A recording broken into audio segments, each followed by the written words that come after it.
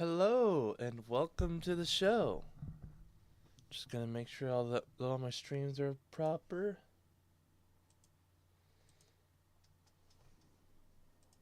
The Rumble link has yet to start. Oh, there it is. Hello, welcome to it. My name is Jacob Davidson and I am in North Texas. I have no legal knowledge, but the point of the show is to learn the law through the text and hopefully come to an understanding of the law. And today I have got the topic from yesterday, which is the FDA, the Fifth Circuit ruling on the FDA's abortion drug, or abortion pill, mifepristone. Give me just a moment.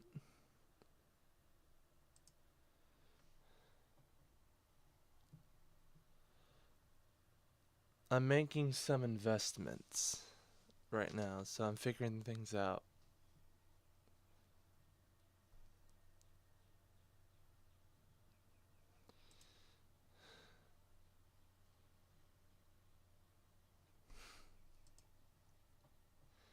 Alright.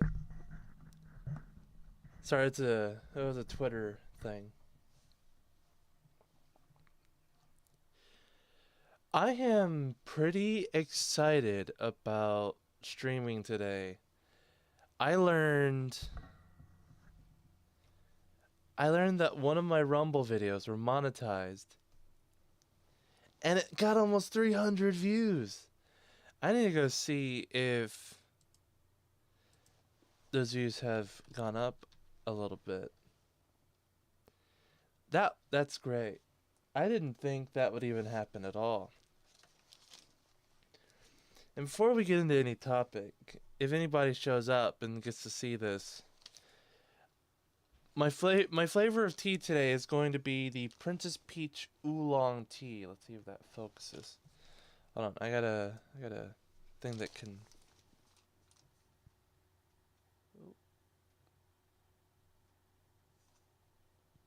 Yeah, Princess Peach Oolong Tea. Sorry, my hands are dirty.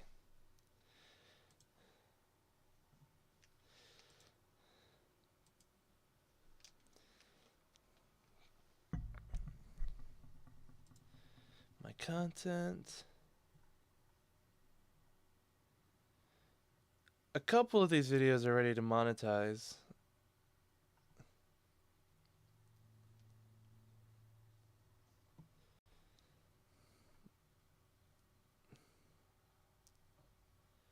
So my channel.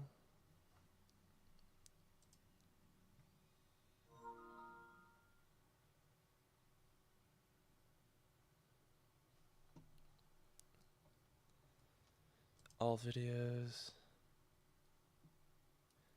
It's actually at 294 views. Man. That many people saw just a random topic from me? That's great. It smells good. The Princess Peach Oolong Tea boils at 212 on the kettle.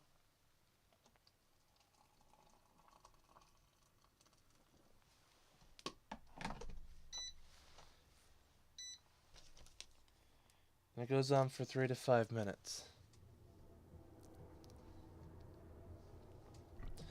So yes.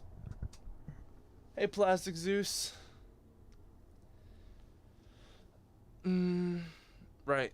So the topic of today is going to be continuing from page 25 of the FDA ruling from the Fifth Circuit that basically strikes down the abortion drug mifepristone. We're on page 25, I believe. As soon as we're done with that, we're going to go through all the rulings. It's going to have, I believe, we're moving on to the FDA's portion of it with the judge's opinion. We'll be going to the Washington decision on the same drug. That creates conflict. And I originally thought this was mildly political from the judge's perspective. Gotta look like a dork. It's hard to manage hair when you've got dust and crap in it.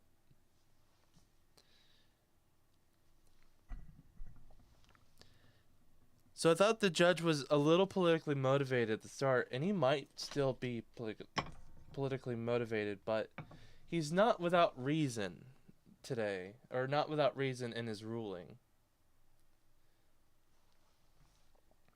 And he's actually really good at articulating these reasons, though. So, that's good. And with that said, we're going back to the decision, and we're continuing where I left off yesterday.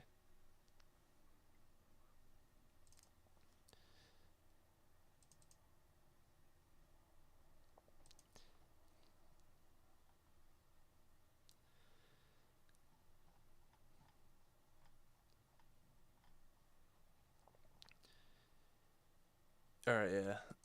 It was FDA 2. There we go.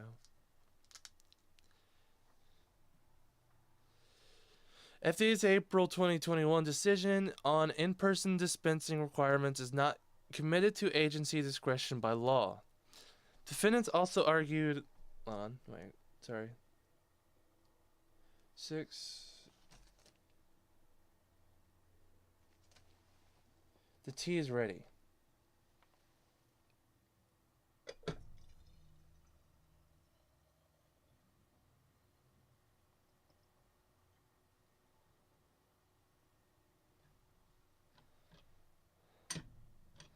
I gotta be mindful.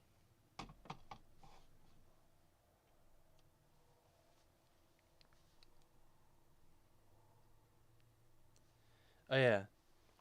Dragon's Treasure, code Layman. Get 10% off. It's great.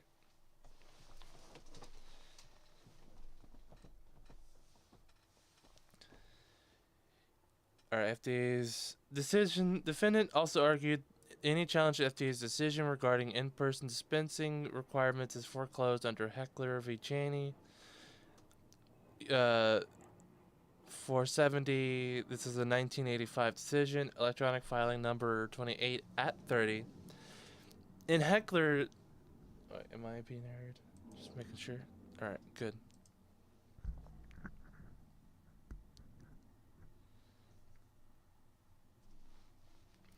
In Heckler, the Supreme Court held that FDA's decision not to recommend civil or criminal enforcement actions to prevent violations of the FFCDA was committed to agency discretion by law.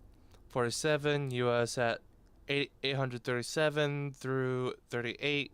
See also Texas v. Biden, Federal 4th at 982, maybe. In other words, a litigant may not waltz into court, point his finger, and demand an agency investigate or sue or otherwise enforce against that person over there. The Supreme Court and the Fifth Circuit have consistently read Heckler as sheltering one-off, non-enforcement decisions rather than decisions to suspend entire statutes. Texas v. Biden, 25th. I need to figure out what this is about. The committed to agency discretion by law exception to judicial review is very narrow exception. That applies only where statutes are drawn in such broad terms that in a given case there is no law to apply. Citizens to Press Silverton Park Incorporation versus Volpe. This is a 1971 decision, overruled on other grounds by Califino v. Sanders, a 1977 decision. That is not the case here. The Secretary has the authority to determine that drugs with known serious risk may be dispensed only in certain healthcare situations or certain healthcare settings, such as hospitals. See 21 U.S. Code, subsection 35 through 1. 35 through 1 F3C. I'm willing to bet this is a whole ass thing. Gompertz v. Azar. All of this.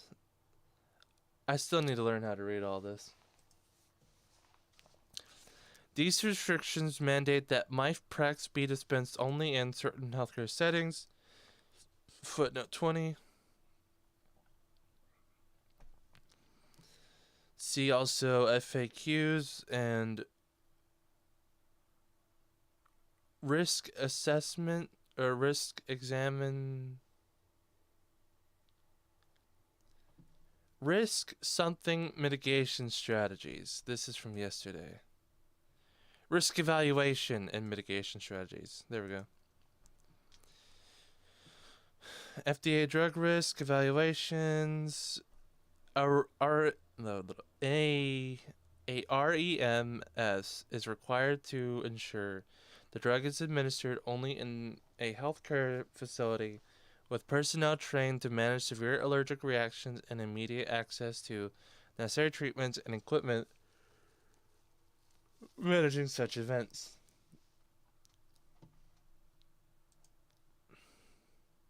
Hold on, I need a moment.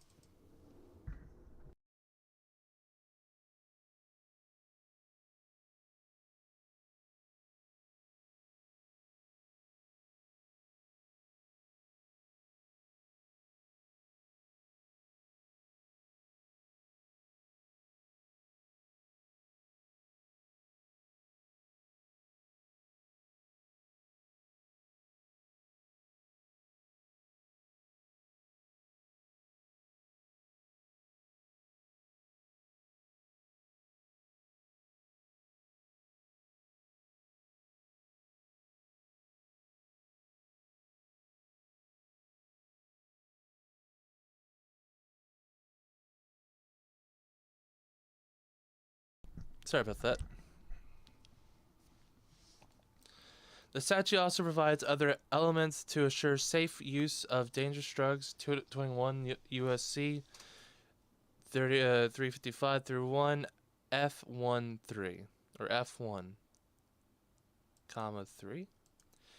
The Secretary must publicly explain how such elements will mitigate the observed safety risk. Same statute, but F2. The Secretary must also consider whether the elements would be unduly burdensome on patient access to drugs, and must minimize the burden on the healthcare delivery system.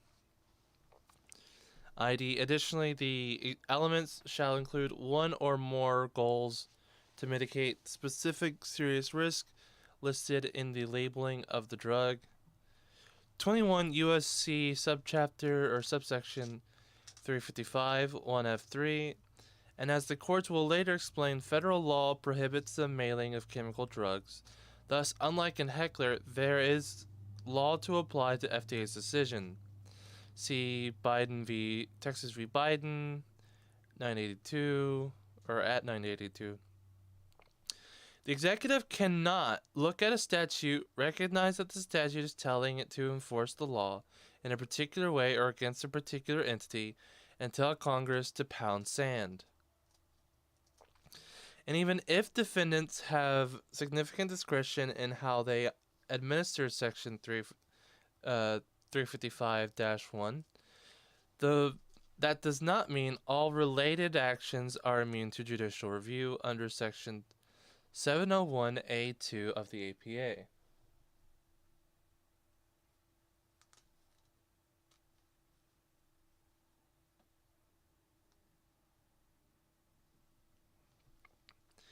In sum, defendants cannot shield their decisions from judicial review merely by characterizing the challenged actions as exercising enforcement discretion. Electronic filing number 28 at 15. See also Texas v. Biden, 987. The government is still engaged in enforcement even if it chooses to do so in a way that ignores the statute. That's obviously not non-enforcement. ID at 985. Heckler cannot apply to agency actions that qualify as rule under 5 U.S.C. subsection 551(4). I might disrupt this in some areas to address the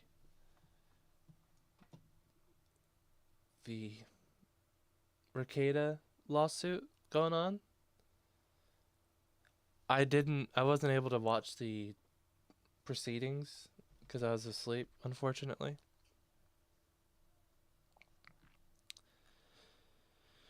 Heckler 47, US at 88, I think number 4. A decision to consciously and expressly adopt a general policy that is so extreme to amount to abdication of its statutory responsibilities is not committed to agency discretion, emphasis added. Furthermore, the suggestion that the FDA has full discretion under Section 355-1 to not require any risk evaluation mitigation strategies for dangerous drugs would likely present non-delegation problems even under the modest view of that doctrine. See Gundy v. United States, a 2019 decision. So too the notion that FDA could exercise its non-enforcement discretion in violation of other federal laws. Therefore, FDA's decision to not enforce the in-person dispensing requirements is reviewable because the decision is not committed to agency discretion by law.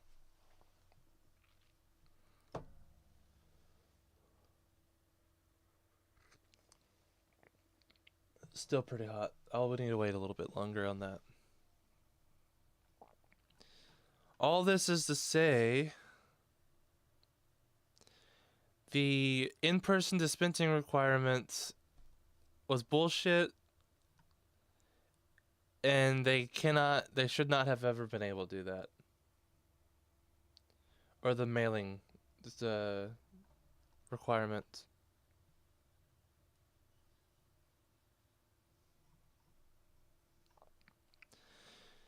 How many of these points are there actually? Just out of curiosity.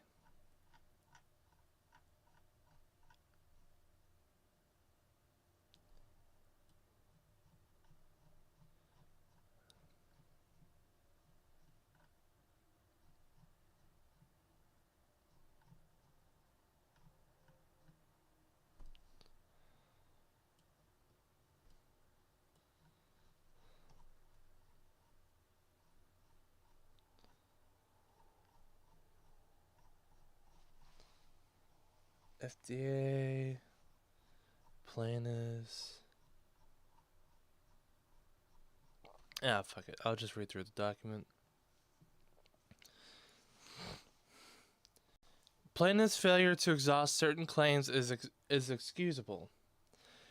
Plaintiffs allege FDA's 2021 decision to dispense mifepristone through the mail did not acknowledge or address federal criminal laws that expressly prohibit such downstream distribution. ECF number 7 at 26. Defendants maintain plaintiff's argument is unexhausted because they failed to present it at any stage of any administrative proceedings. Electronic filing number 28 at 38. Similarly, plaintiffs have not exhausted their challenge to FDA's approval of the supplemental NDA for generic mifepristone, ID at 26. These failures to exhaust claims do not preclude judicial review. The general rule of non-reviewability is not absolute. Myron v. Martin, 670 FD 52, 5th Circuit, 1982.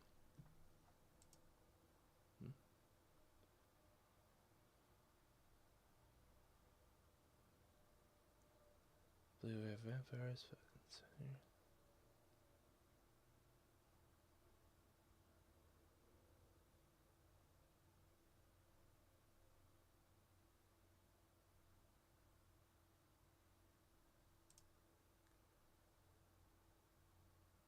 Huh.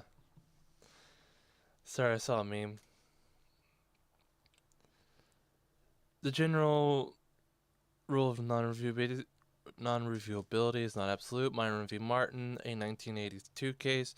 To begin, exhaustion is not required where the agency action is in excess of the agent's authority, i.e., and a court will review for the first time a particular challenge to an agency's decisions which is not raised during the agency's proceedings, where the agency actions is likely to result in individual injustice or is contrary to an important public policy extending beyond the rights of the individual litigants. See also Matthew v. Eldridge. It's a 1976 case. Cases may arise where the claimant interest in having a particular issue resolved promptly is so great that the deference to the agency's judgment is inappropriate. Abbott Laboratories versus Gardner, 1967. Injunctive remedies applied to administrative determinations should evaluate both the fitness of the issue for judicial decision and hardship to the parties of withholding court in consideration. Dawson Farms LLC versus Farm Service Agency, I think.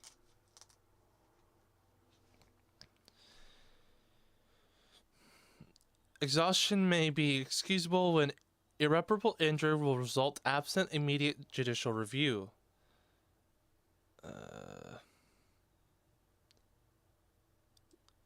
Florida v. Vench, I believe. 1969. Exceptional circumstances include where injustice might otherwise result, as it said. If I've learned anything about these court filings, it's that quotations and citations are rife in the text. You don't have like a footnote about this tall on every page. It's just text with footnotes embedded in it. Courts have also excused the claimant's failure to exhaust administrative remedies where exhaustion would be futile because the agency will clearly reject the claim. Gulf Restoration Network v. Zalazar, 2012 decision. Oregon National Desert Association versus McDaniel, a 2011 decision. Exceptional circumstances include evidence of... Okay, that was the top one. Evidence of administrative bias. Additionally, courts will consider any issue that was raised with sufficient clarity to allow the decision maker to understand and rule on the issue, whether the issue is considered sua sponte by agency or was raised by someone other than the petitioning party. Sua sponte, I believe, is without asking or without request. It's basically when a judge decides that the judge wants to say something regardless of being asked, like an objection. Sua sponte.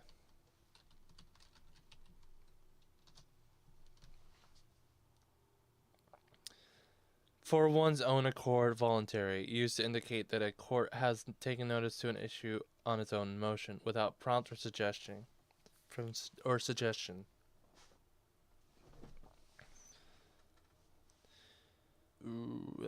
sponte. Okay.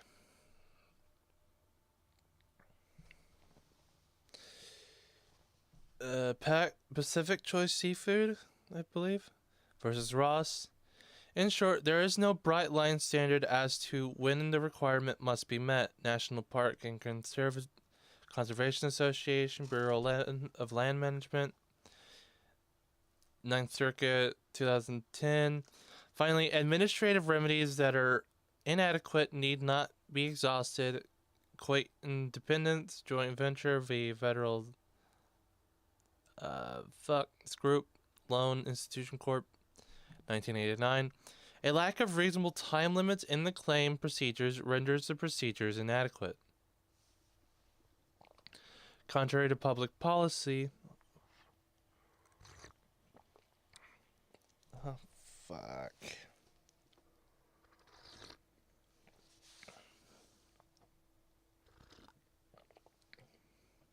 pretty good. There's none of the Dragon's Treasures tea that I have not liked. Or I should say, I have liked all of the tea that I've drank from Dragon's Treasures so far. Contrary to public policy, judicial review of plaintiff's unexhausted claims is appropriate for several reasons. First, defendant alleged violation of Comstock's Act would be contrary to an important public policy.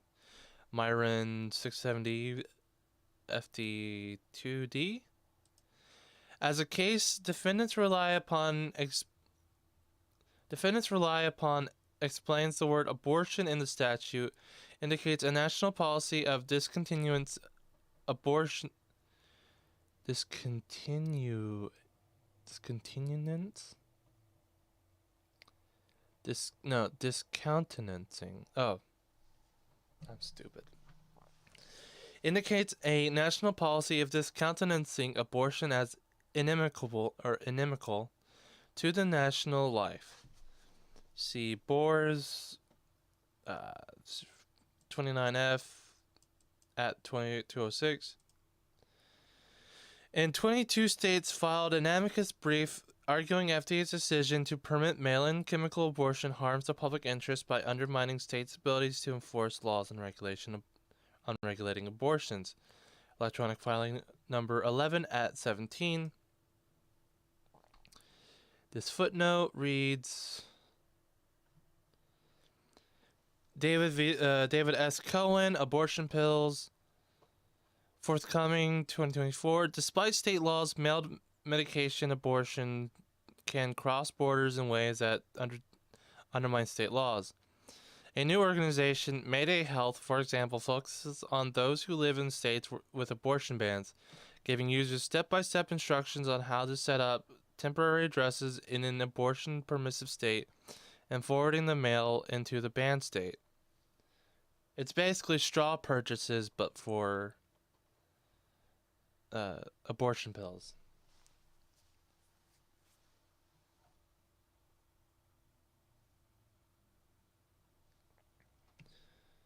One nigger have Monday off so I can watch. So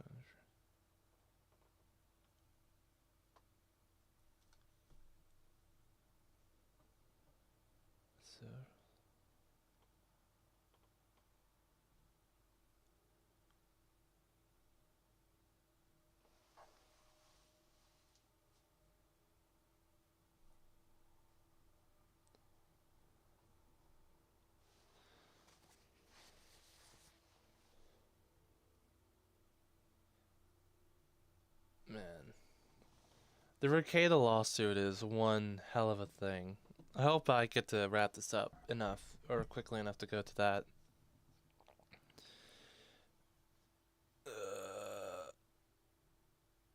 Yeah, that's 21 footnote. Individual injustice and irreparable injury. Second, the agency actions are likely to result in individual injustice or cause irreparable injury. Myron 6757 or 52, Dawson at 606.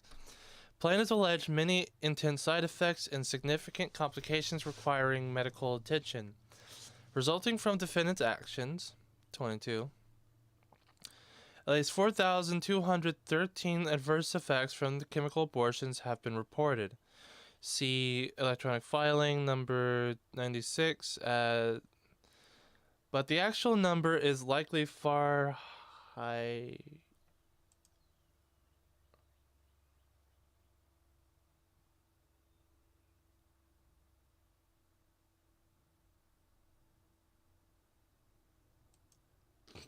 What the fuck? Sorry. But the actual number is likely far higher because non-fatal adverse events are no longer required to be reported, and because more than 60% of women and girls' emergency room visits after chemical abortions are miscoded as miscarriages. Oh.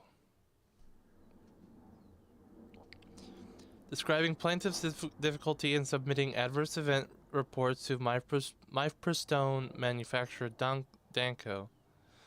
Other data sources such as Center of Disease Control and Prevention Abortion prevention abortion surveillance reports are profoundly flawed because state reporting is voluntary, with many states reporting intermittently and some not at all. Studnicki note 9.2. One plaintiff physician alleges that when she reported an adverse event to her state's health department, the report was rejected because the state said it was not a true adverse event because the patient ultimately recovered.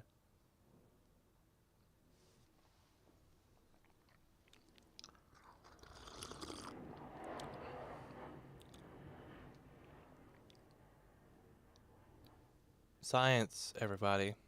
Science.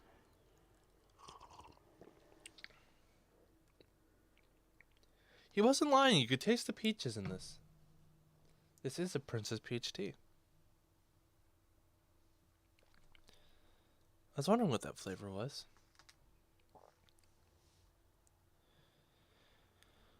ECF number 7 at 13. Many women also experience intense psychological trauma and post-traumatic stress from excessive bleeding from seeing the remains of their aborted children. Pauline Slade et al. Termination of pregnancy, patient's perception of care.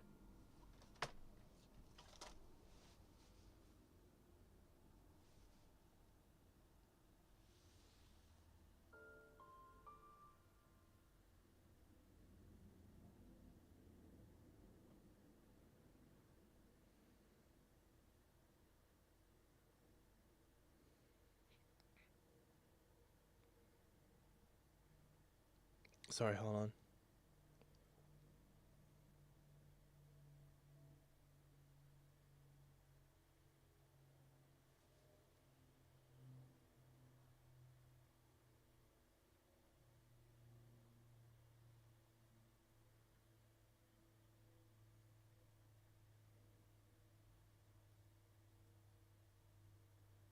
Oh.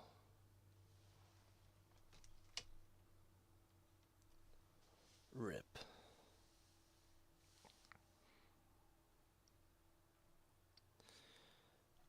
Where was I? Many women also experience intense psychological trauma and post-traumatic stress from excessive bleeding and from seeing the remains of their children. Termination of pregnancy, family planning and reproductive health care, volume 27. Seeing the fetus in general appears to be a difficult aspect of the medical termination process, which can be distressing, bring home the reality of the event, and may influence later emotional adaptation. Parenthetically, said individual justice and irreparable injury analysis also arguably applies to the unborn humans extinguished by mifepristone, especially in the post-Dobbs era. See Dobbs 142 South Circuit at 2261. Nothing in the Constitution or in our nation's legal tradition authorizes the court to adopt the theory of life. The states are required to regard a fetus as lacking even the most basic human rights to live, at least until an arbitrary point has passed.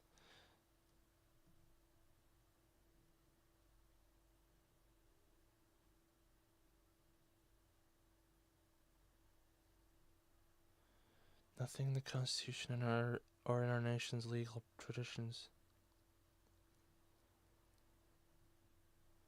But it was in common law to regard a fetus as lacking even the most basic human rights to live, at least until the arbitrary point in a pregnancy has passed.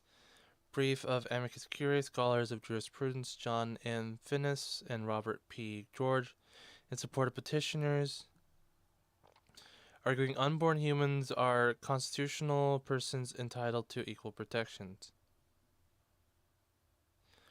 Administrative procedures are inadequate.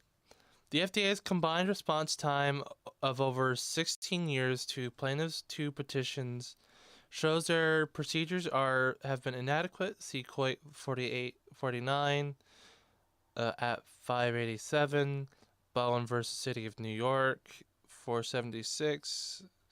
This is a 1986 case. The harm imposed by exhaustion would be irreparable. FDA slow walked, or rather snail walked, its responses to the 2002 petition by waiting nearly 14 years to deny the petition. Electronic filing number 7 at 9 requires plaintiffs to exhaust their administrative remedies, may equate to another decade plus of waiting for agency to give them the time of day. The exhaustion would be futile.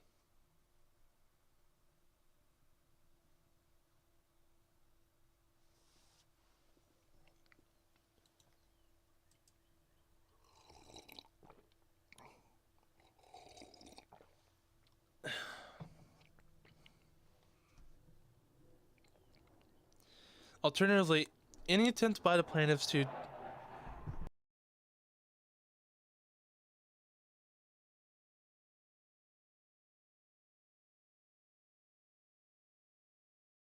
Sorry, there was a plane. There might be another one coming up pretty soon.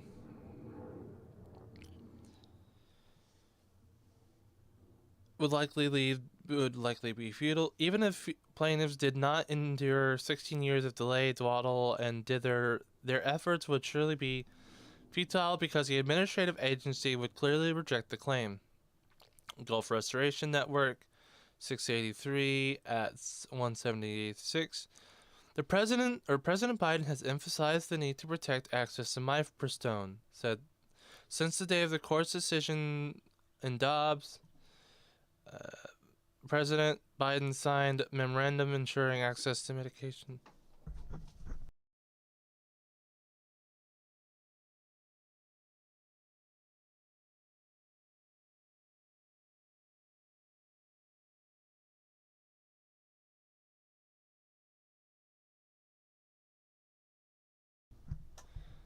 Sorry, someone came into the room.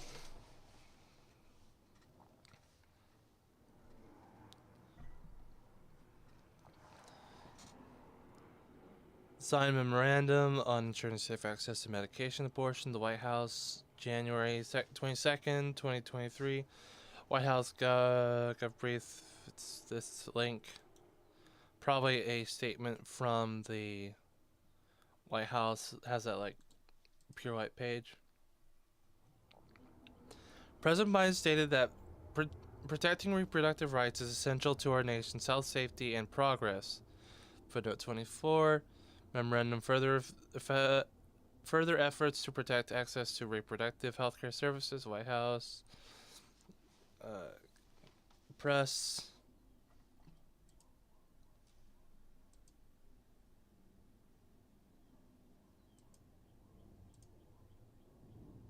I have 3 people watching. Holy crap.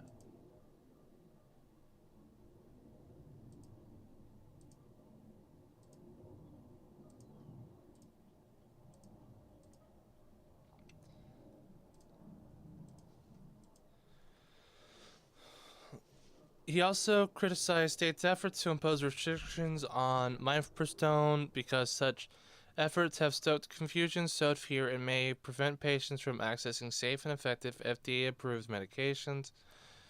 This footnote.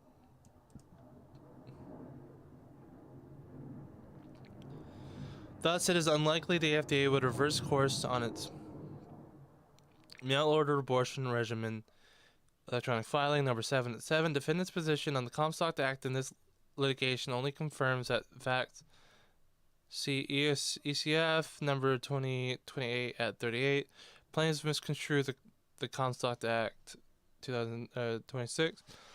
The DC Circuit has hinted that the futility doctrine is ordinarily predicated on the worthlessness of an argument before an agency that has rejected it in the past, rather than the likelihood that the agency would reject it in the future. But in this case, there is no principal distinction between the two scenarios. Defendants do not even pretend the agency might have accepted the plaintiff's argument. Other cases may involve uncertainty about future agency rejections, but it is not this case.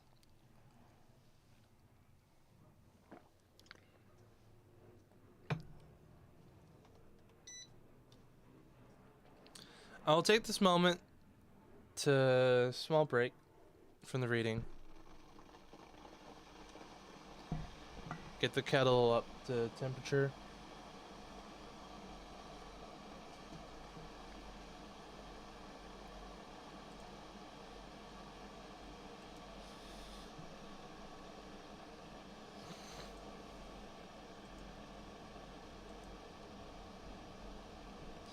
Dragon's Treasure. Princess Peach.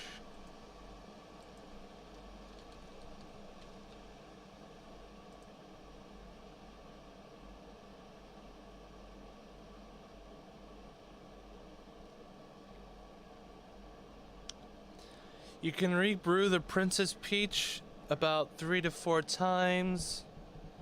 1 teaspoon per 8 ounces of water.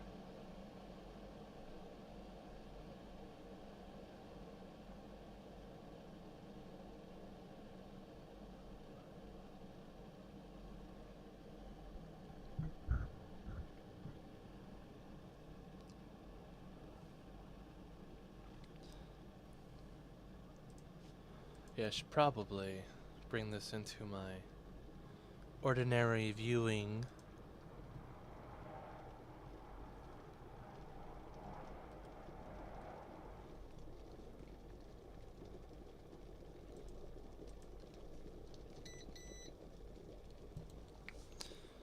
So I will unforce dark mode for this.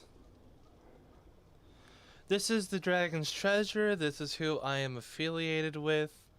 This is the dragonstreasure.com, a haven for anime and tea lovers. All these teas are classified under white, green, oolong, black, and herbal and rooibos. I don't know if I'm saying that right. You have a selection of a wide array of selection of different kind of teas. I have tried the Magic Girl Venus members one. He's going to change it a little bit by adding more orange peels and orange flavor to it. It tastes so damn good. I would actually order this a lot more. I plan on ordering more. I just need to wait for my next paycheck. You can also get Herbal Rooibos sample pack, which will include, I think, about a pack of 5. You get 5 different flavors. Oh, and he tells you which ones they are. Okay. You also have the same thing for green tea sample packs. I had a feeling Iroh's Legacy would be in this. Elixir of the Gods, Cherry Greens. Ooh, woo. God damn it. Crystal Genmaicha. And I think he has a general... There's a general version one where it's just an all-around sample pack.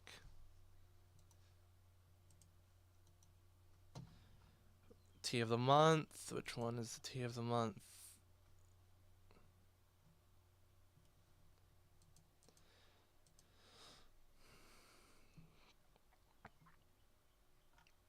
I would highly recommend getting a sample pack if you're not used to tea.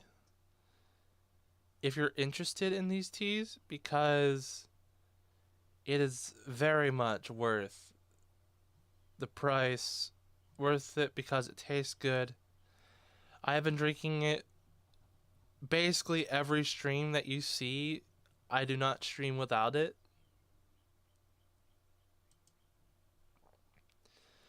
You can get connected with him on Facebook, Twitter, Instagram, or YouTube.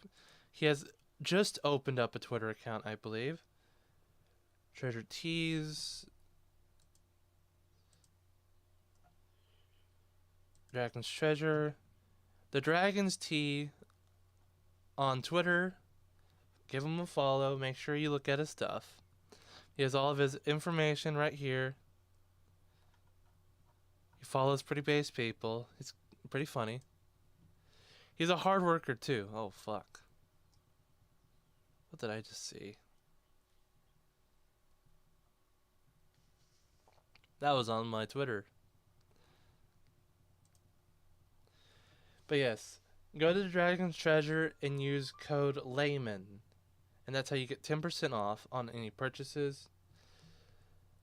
I believe there is a general flavor pack or sample pack. Mana potion.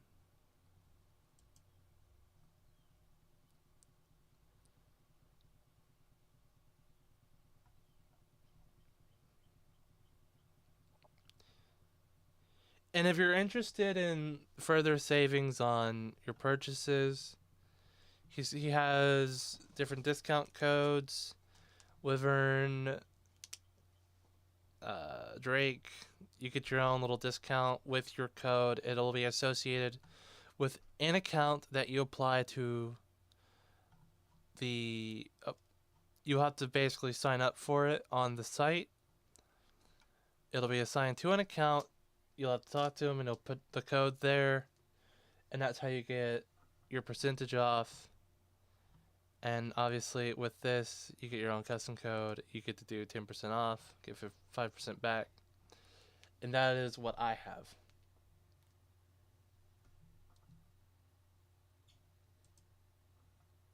So, dragonstreasure.com, code layman on any of your purchases, 10% off to try out anything on all purchases.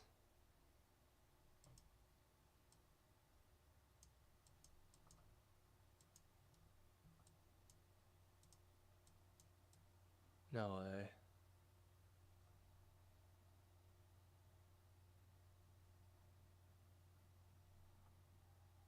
Red pill, black pill. I need to get in contact with Robert Gouveia because he seems like a guy who has good investigation skills, and I would like to learn under him.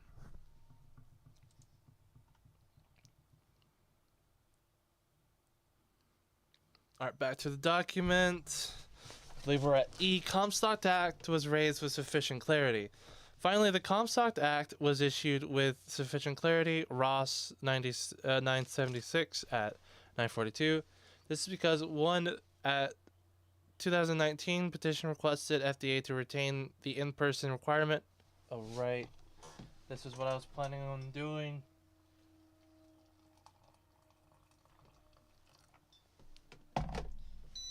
I realized I put the water on and forgot to pour it. 3 to 5 minutes with this tea. You boil it.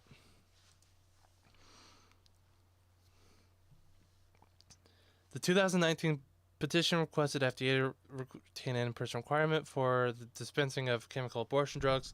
And to the Comstock Act issues was also raised by the United States Postal Service and the Department of Health and Human Services on July 2022. In the wake of Dobbs, the Office of Legal Counsel specifically mentioned FDA's regimen for chemical abortion drugs when concluding the mere mailing of such drugs to particular jurisdiction is an insufficient basis for concluding that the sender intends them to be used unlawfully.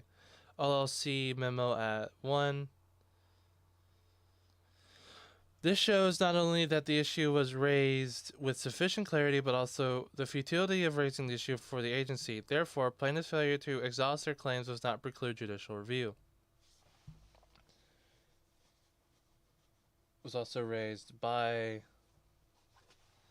the mere mailing of such drugs to particular jurisdiction is an insufficient basis for concluding the sender intends to be used unlawfully.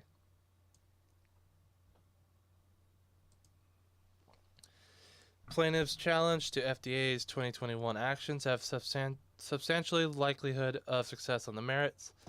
To satisfy the first element of the likelihood of success on the merits, plaintiffs must present a prima facie case or on its face. Basically, if it looks like it'll work. But need to show that they are certain to win. Jan V versus Alguri, whatever, 2011, Fifth Circuit. Under the APA, courts must hold unlawful and set aside agency actions, findings, and conclusions found to be arbitrary, capricious, and abuse of discretion, or otherwise not in accordance with law, or in excess of statutory jurisdiction, authority, or limitations, or short of statutory right. 5 U.S.C. 706 2A and 2C. The court will first address FDA's 2021 actions that eliminated the in-person dispensing requirements and announced that the FDA would allow abortionists to dispense chemical abortions by mail or mail-order pharmacy. Plaintiffs have substantial likelihood of success on this claims, and these actions violate federal law. The Comstock Act prohibits the mailing of chemical abortion drugs. I figured this would be a short portion of it.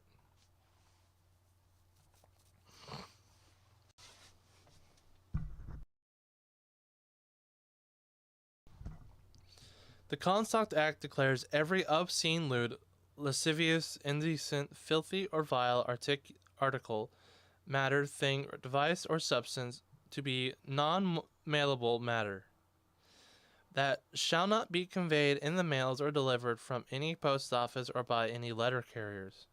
18 U.S.C. subsection 1461. The next clause is declared non-mailable every article or thing designed, adapted, or intended for producing abortion or for any indecent or immoral use, and every article, instrument, substance, drug, medicine, or thing which is advertised or described in a manner calculated to lead another to use or apply it for producing abortion or for any indecent or immoral purpose. Similarly, Section 1462 forbid the use of any express company or common carrier or other common carrier to transport chemical abortion drugs in interstate or foreign commerce. Defendants argue that the Comstock Act does not prohibit the mailing of chemical abortion drugs, relies on the reenactment canon. That is, courts may distill a statute's meaning when federal courts of appeals settled upon a consensus view. Congress never modified the relevant statutory text to reject or displace the settled construction. Number 28 at 39. The tea is ready. It's been 5 minutes. Before, when I poured it out, it was at 3 minutes. Hopefully it'll taste a little different. Apparently the bitterness and the flavor changes depending on how long you brew it. And the first brew obviously takes a lot of the punch out of it. Hopefully this brew keeps a lot of the punch and keeps a lot of the flavor.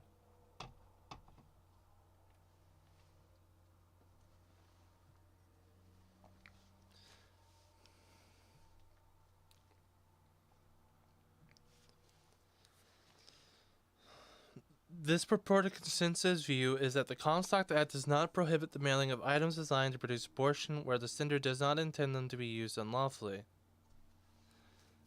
This argument is unpersuasive for several reasons. I can imagine one of these reasons is that there is no statement in the statute that it was about lawful or unlawful. It just says that the Comstock Act says that they cannot be mailed at all. Congress is presumed to be aware of an administrative or judicial interpretation of the statute and to adopt the interpretation when it reenacts the statute without change. Lorillard v. Pons, 1978. But there is an obvious trump to the reenactment argument. Where the law is plain, subsequent reenactment does not constitute an adoption of previous administrative construction. Brown v. Gardner, quoting Demarest v. Manspeaker, 1991. Also, Milner v. Department of Navy, 562, 2011. We have no warrant to ignore clear statutory language on the ground that other courts have done so. Additionally, the presumption only applies when the judicial or administrative gloss represented settled law when Congress reenacted the language in question. Keene Court v. United States, a 1993 decision. See also Jamal v. Immigration and Customs Enforcement, a 2005 case. Presumption applies only when the supposed judicial consensus at the time of reenactment was so broad and unquestioned that we must presume Congress knew of and endorsed it. Davis v. United States, 495, 1990 case. Federal Deposits Insurance Corp v. Philadelphia Gear Corp, I believe. A 1986 case, United States v. Powell, 1964, footnote 28. See also Antonin Scalia and Brian Gart. I have that book. I have the cover of it right here.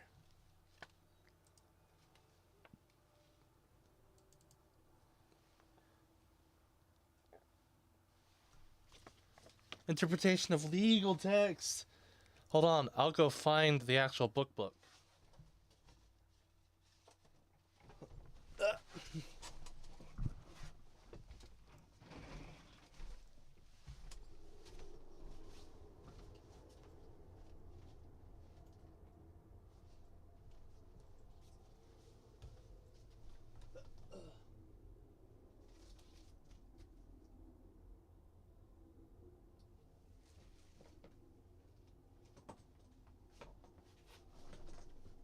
you are.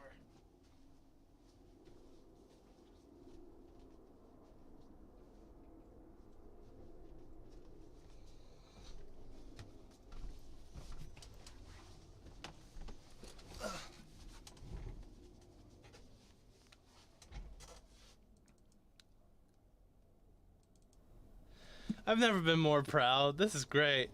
This is the book in question. So this is the actual full-length book that they are quoting here.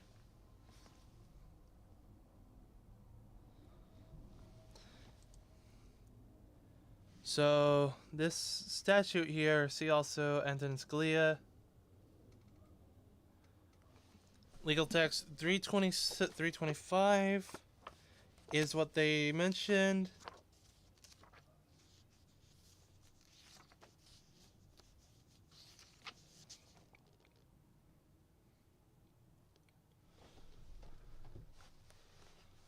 I presume it's got something to do with the United States v. Powell.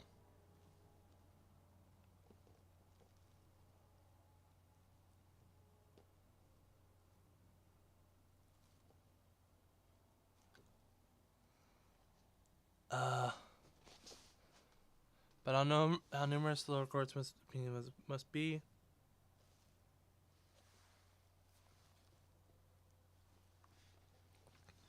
I know it's got the actual statement in the thing, but I want to find it in the book.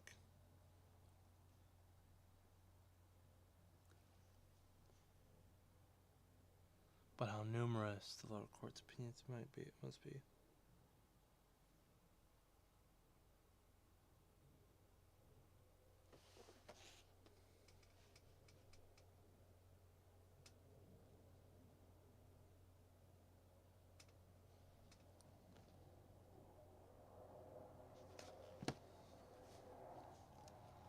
$325.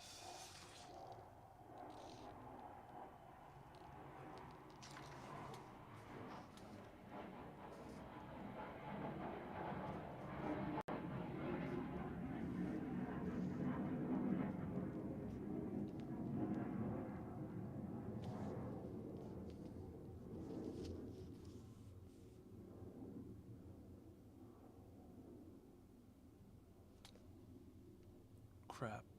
Is this the right page?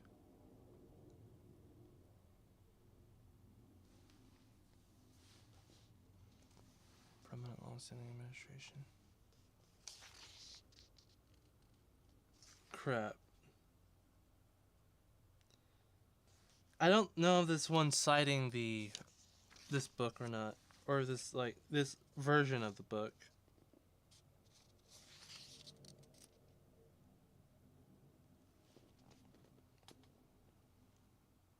Oh, I found it.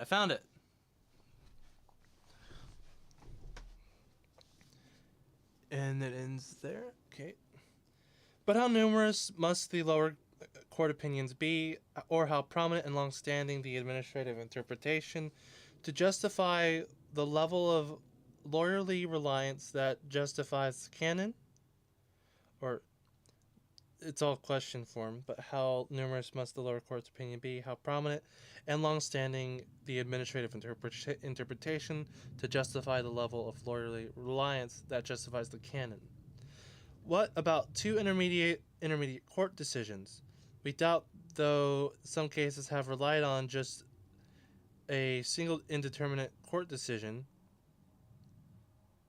or seven courts of first instance, perhaps, or seven courts of its first instance, perhaps. So there's a model answer in each parentheses, and there's a question outside of it. We doubt it, though some cases have relied on just a single intermediate court decision, which which has a footnote for 9, which is Commonwealth v. Flanagan. And then, or seven courts of first in high court, or seven courts in first instance, perhaps. I am so happy that it quoted something that I have on hand. I need to get back into this book, and I think I lost the bookmark from here. Oh, God. Where was I? I have bookmarks. I have bookmarks now.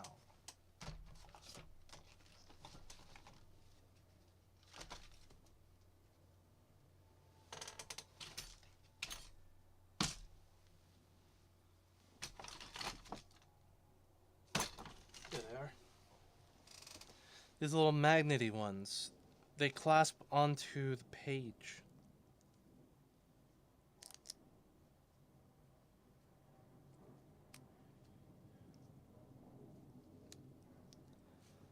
This is a fun little moment. I did not expect to have this moment while reading the text.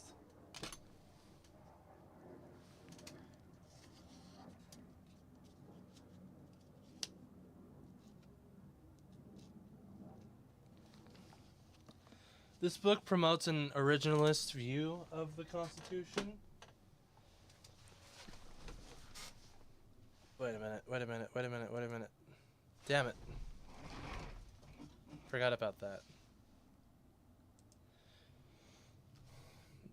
And it also speaks to the appropriateness of the originalist view and how you need it and good judicial lawmaking to balance out the idea of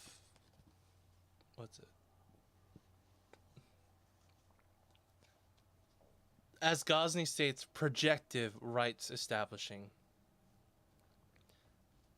So rather than just, it's the solution to a problem of like originalist views. Original America did not have a bunch of stuff, but you just make new law and new constitutional amendments to fix those issues or insufficiencies. Still hot, damn it. So, United States v. Powell goes to say the canon is easily overcome for one simple reason. Its dubious means of ascertaining congressional intent. There are plenty of reasons to enact a statute that have nothing to do with codifying the glosses that courts have already put on the statute. Caleb Nelson, Statutory Interpretation, 48, 2011. For example, perhaps the original statute contained a sunset provision. Maybe Congress wanted to change the statute in some other respects, but found it easier to communicate those changes by reenacting a modified version of the complete statute than by casting the discrete change as an amendment to the existing language. ID at number 14, I presume. Or Congress was perhaps conducting a more general codification or reorganization of the statute in a particular field for the sake of making the structure of its statutes easier to follow. ID, or maybe Congress simply wanted to enact the relevant title of the United States Code into positive law. To the extent that Congress reenacts statutory language for one of those other reasons, members of Congress may well not mean to be expressing any view at all about the glosses that have piled up in the meantime. See also Henry M. Hart, Jr. and Albert M. Sachs, The Legal Process of Basic Basic problems in the making an application of law, 1367.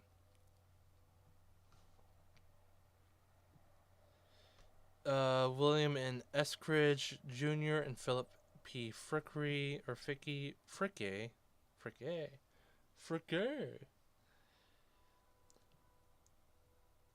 criticizing the canon for adding the cost of the legislative process in counterproductive ways. Here's the plain text of the Comstock Act. See Bostock v. Clayton County, Georgia, a 2020 decision. When the meaning of the statute's terms is plain, our job is at an end. Lawson v. FMR, LLC, 2014.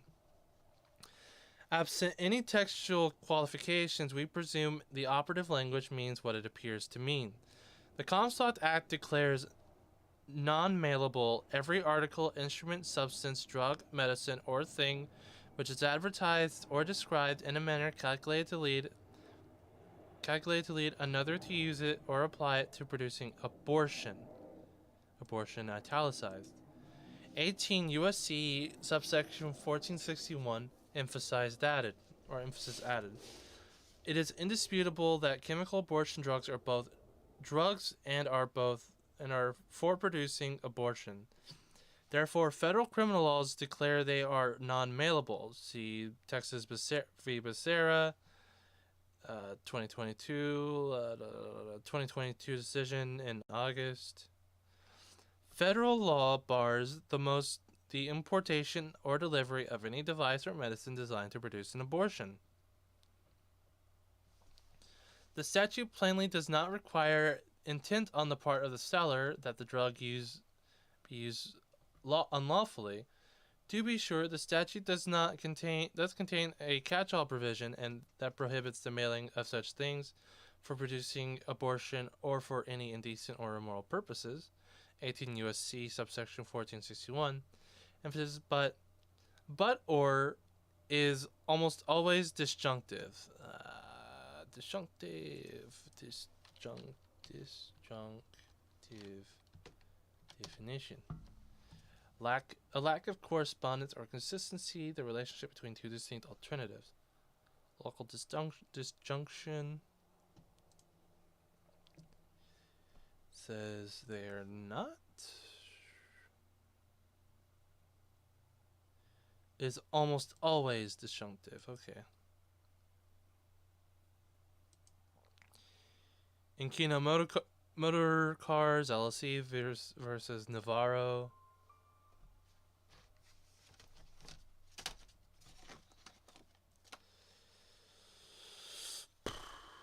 Is preceded by motherfucker.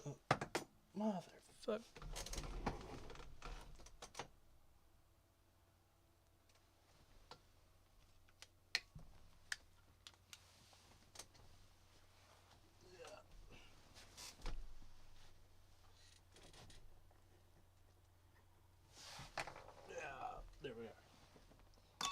Sorry, I dropped something. Just gonna take a quick moment and repost these links into a chat.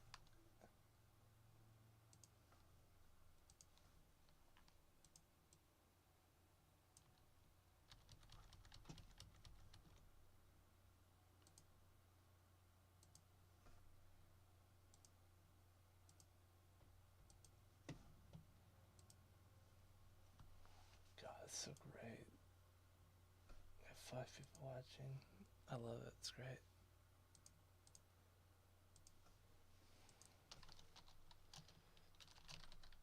Talking about the FDA abortion drug ruling from Texas. Watch here.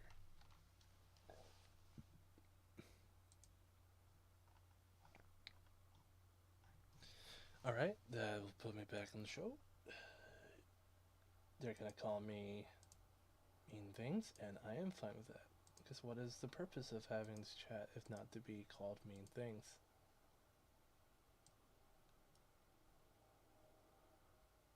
Make me cry.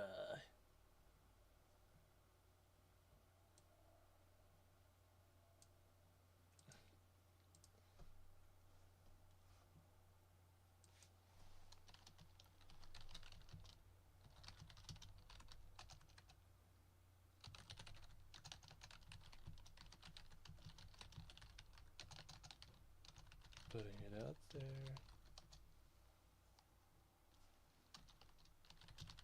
Fair enough.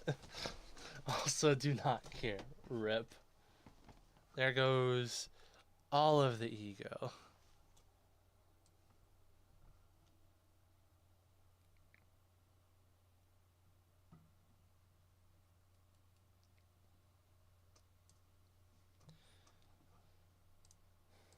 Camera focus. Okay. It's almost always disjunctive. Additionally, a 2000 Navarro was a 2018 decision. Additionally, the or in section 1461 is preceded by a comma, further disjoining the list of non-mailable matter.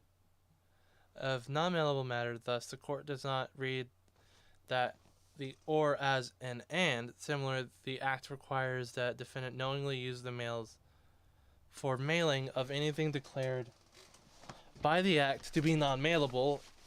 18 U.S.C. 1461.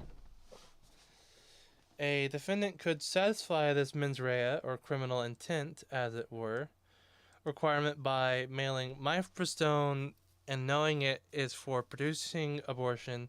The statute does not require anything more.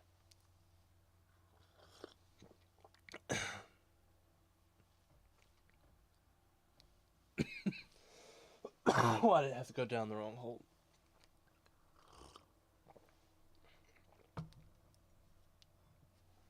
The Princess Peach Oolong tea is actually really good. You can taste the peaches.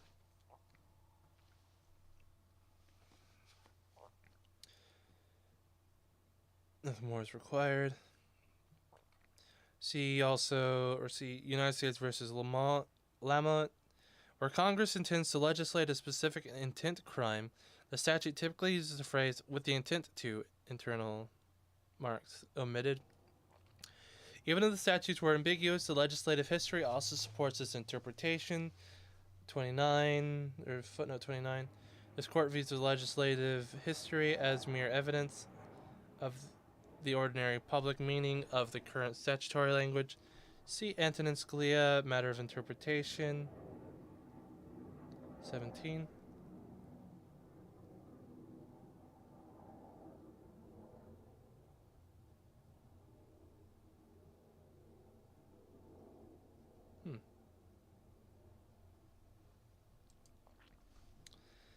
It is the law that governs, not the intent of the lawgiver. Men may apply what they will, but it is only the laws that they enact which bind us.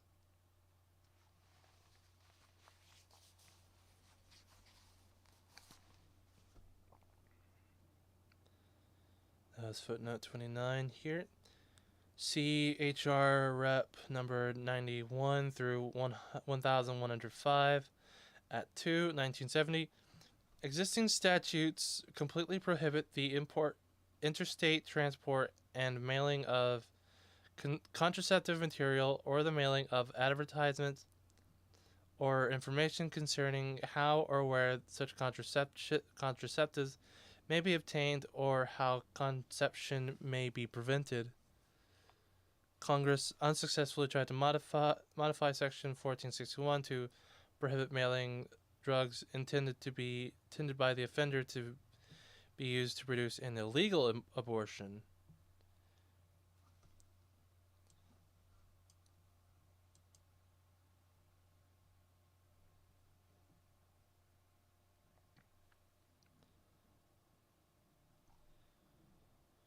If this is a federal law, then if I'm thinking about it, the Texas law or the Texas case with that the suppressors, because the idea is that the ATF can regulate interstate commerce, which is commerce between like Texas to Louisiana, Texas, to literally any other state in the union. That's what the ATF can have control over. So the argument was, if a suppressor is only traded within the Texas state, they cannot have access or cannot regulate it because it is not a federally regulated thing, because it is not accessing other states. It is strictly within Texas. If you use the same logic with that suppression or suppressor case, then I think this argument about mailable thing doesn't matter so much. Unless this... Let me see. Let me read the Comstock Act real quick. Comstock Act. Is it federal regulation?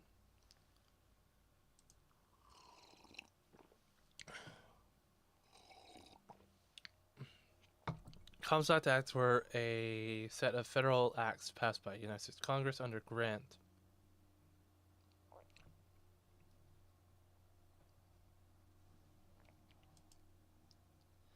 So it is a federal regulation.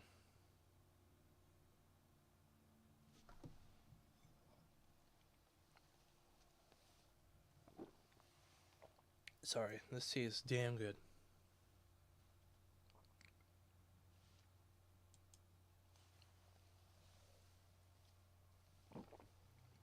Though I think the limitations of the ATF have something to do with it being a federal a federal regulatory body that is focused on the taxation aspect. It might not have the power to do much outside of the administrative capacity.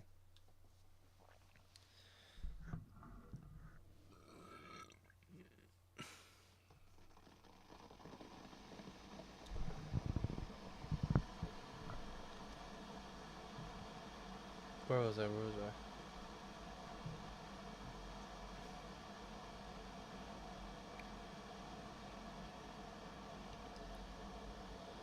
All right.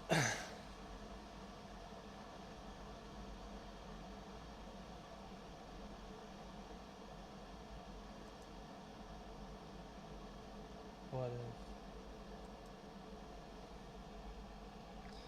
So Congress unsuccessfully tried to modify to prohibit illegal abortions or used to produce an illegal abortion.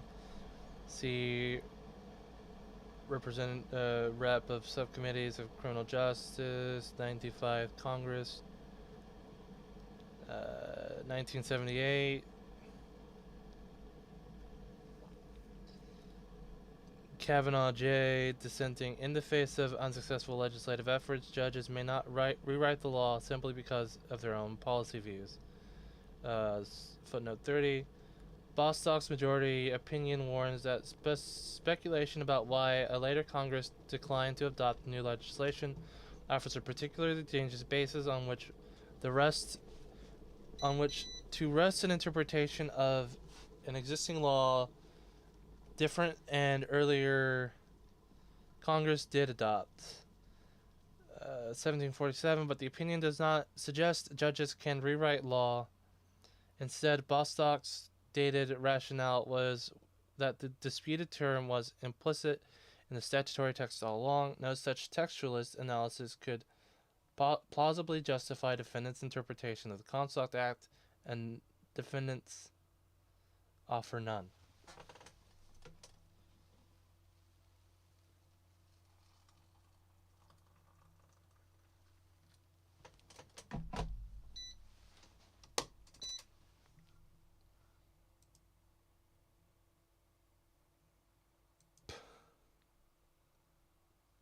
I love this chat. It's great.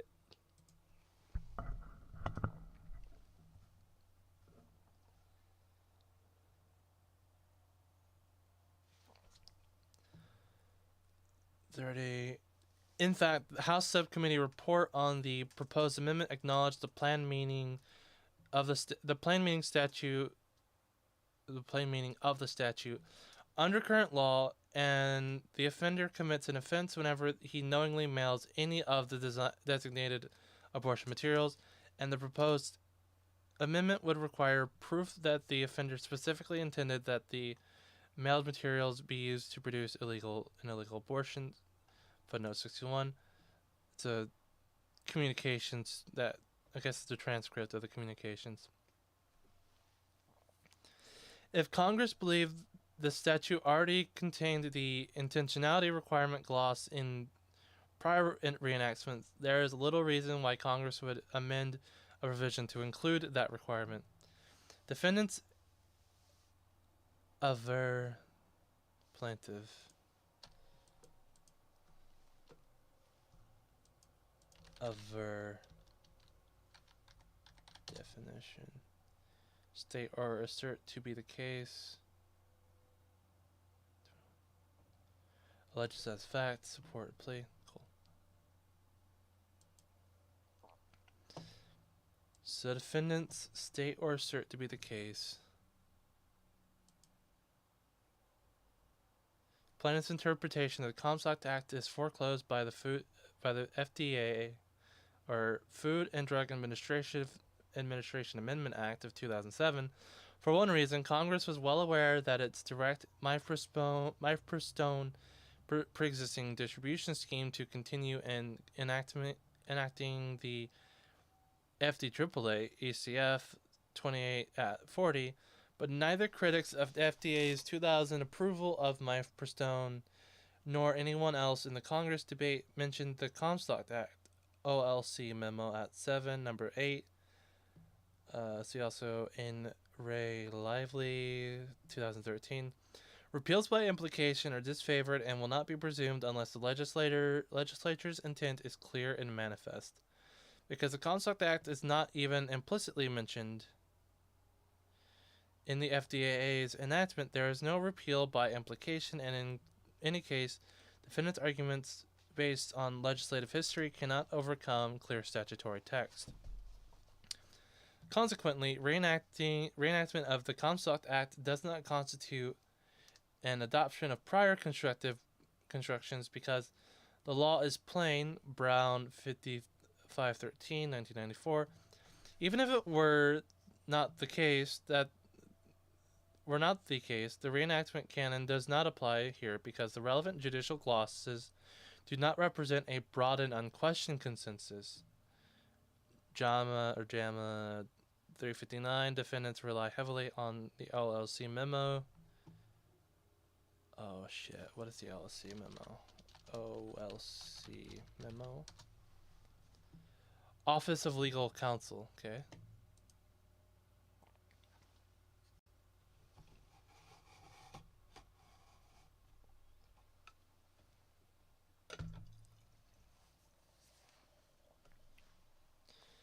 OLC memo that purports to establish a consensus, but none of the cases cited of the OLC memo support the view that the Comstock Act bars the mailing of abortion drugs only when the sender has the specific intent that the drugs be used unlawfully. I'm getting good at eyeballing the level of... It's about right here. That's how much you want to fill if you want to get a full cup.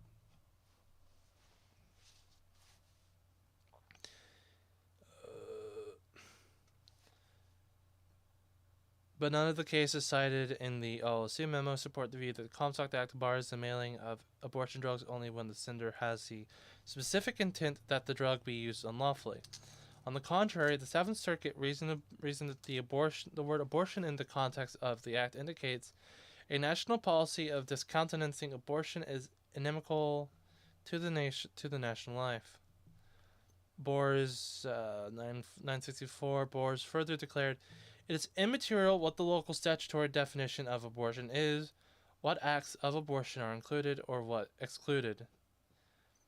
Similarly, the Sixth Circuit decision, Davis v. United States, only suggests that the legitimate use of the drug should not fall within the scope of the statute, merely because they are capable of illegal uses.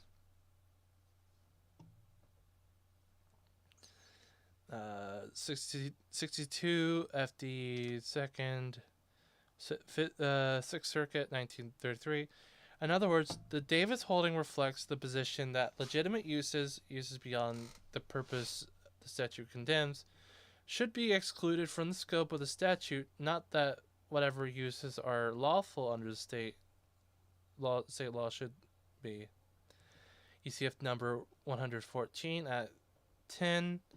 Likewise, the Second Circuit interpreted the statute to embrace articles the 1873 Congress would have denounced as immoral if it had understood all the conditions under which they were to be used. United States v. One Package, a 1936 decision. The court further observed that the word unlawful would make this clear as to articles for producing abortion. See also James S. Witherspoon, Reexamining Roe, 19th Century Abortion, and the 14th Amendment. That can't be 14th. Oh wait, that's not. 14th Amendment is the whole. No state shall make or enforce any law which shall abridge the privileges or immunities of citizens, nor shall state deprive any human of life, liberty, or property without the due process of law, nor deny any person within its jurisdiction the equal protections of the law. Okay.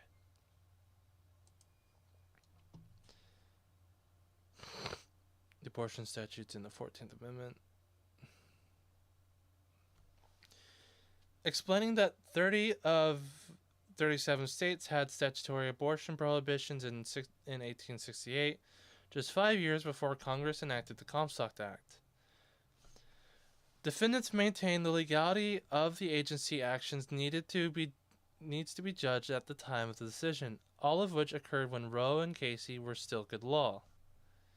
Electronic filing number 136 at 109. Even assuming that it's true in all cases, Roe did not prohibit all restrictions on abortions, and it is not obvious that enforcement of Comstock Act post Casey would have necessarily run afoul of Casey's arbitrary undue burden test.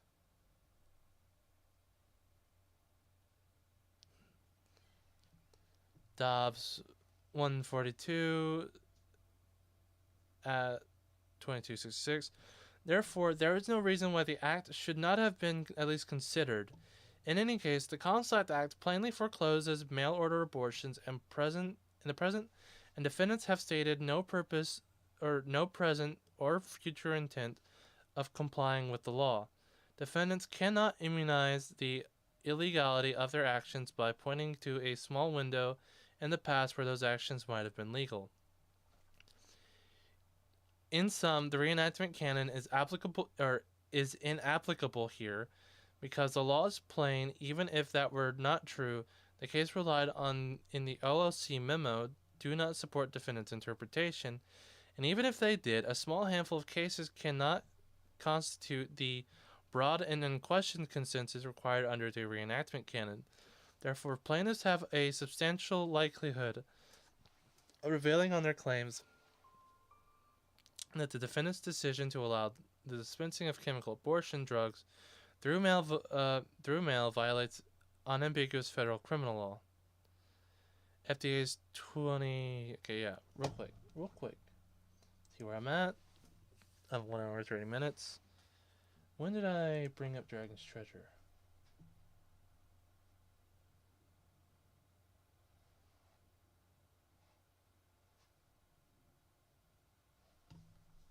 Uh, 30 minutes ago? 40 minutes ago. So 40 minutes ago from 30 minutes ago was about 15 minutes in. Alright, I got about 30 minutes where I want to bring them up again. I gotta figure out an overlay. That's what I want to do. I think I want to move my scene or camera thing in the scene to like... Oh, shit. Like right here, maybe? It's a work in progress. I'm trying to figure stuff out as I go along.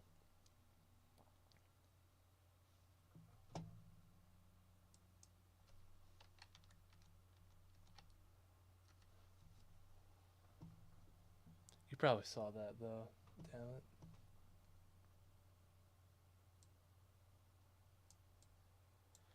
Oh, you didn't see the change at all. This was on the preview scene, not the program scene.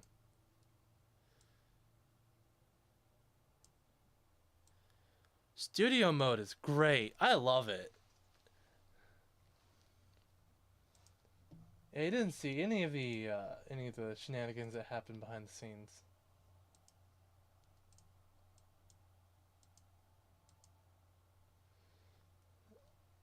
Okay. Yeah, put it live for watching now. I should say real quick, even though I'm not done with the stream yet, I got plenty of time.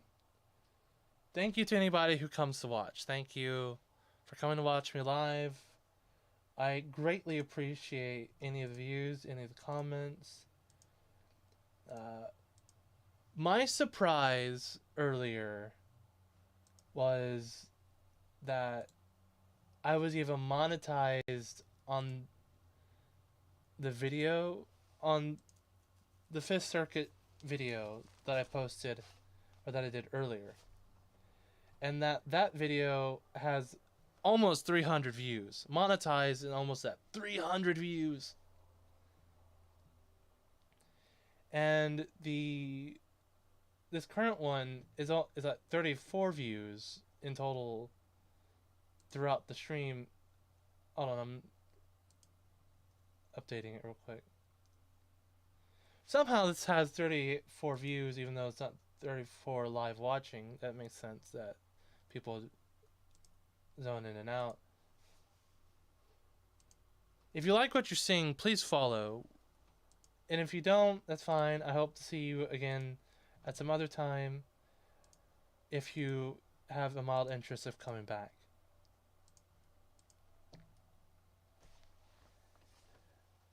I'm hoping this pays off. This has to be the greatest thing, the greatest option for some people. And I'm hoping to enjoy it with all of you. Anybody who watches now and in the future, it'll be great. So with that, we're going to go back right into it. 133. I need to set a reminder in 30 minutes to go back to the Dragon's Treasure. Remember, Code Layman. FDA 2021 or decision to allow dispensing of chemical abortion drugs. Yeah, the decision to allow it violates unambiguous federal criminal law.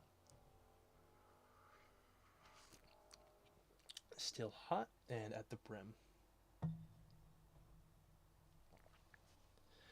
Number 2, FDA's 2021 actions violate the Administrative Procedure Act.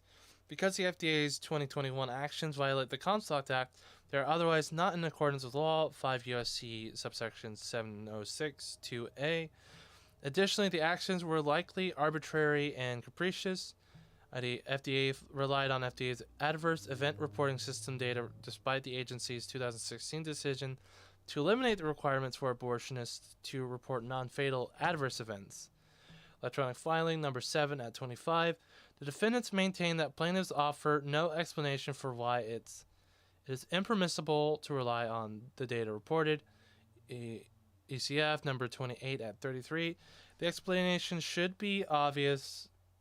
It is a circular and self-serving to particularly eliminate an adverse event reporting requirement and then point to low numbers of adverse events as a justification for removing even more restrictions than were already omitted in 2000 and 2016.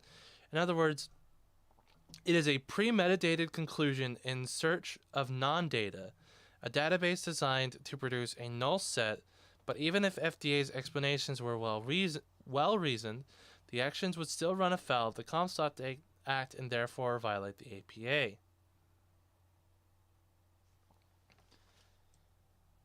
This is probably one of the shortest but most damning sections of this article, or of this ruling.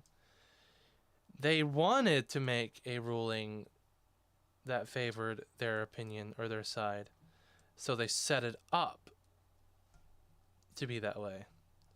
Also, I should probably start doing this more often. See if I, as a test to myself, So I should probably start summarizing each segment of this in my own words to see if it flies, and probably see if someone agrees with my interpretation of it or has a reasonable can reasonably come to my conclusion of it. So for this C1, I said it before as a presumption. I think it was this that they didn't have the. I think I was quoting the Comstock Act whenever I saw that portion of the text, and I think it did relate towards the end here. Comstock Act prohibits mailing of abortion drugs.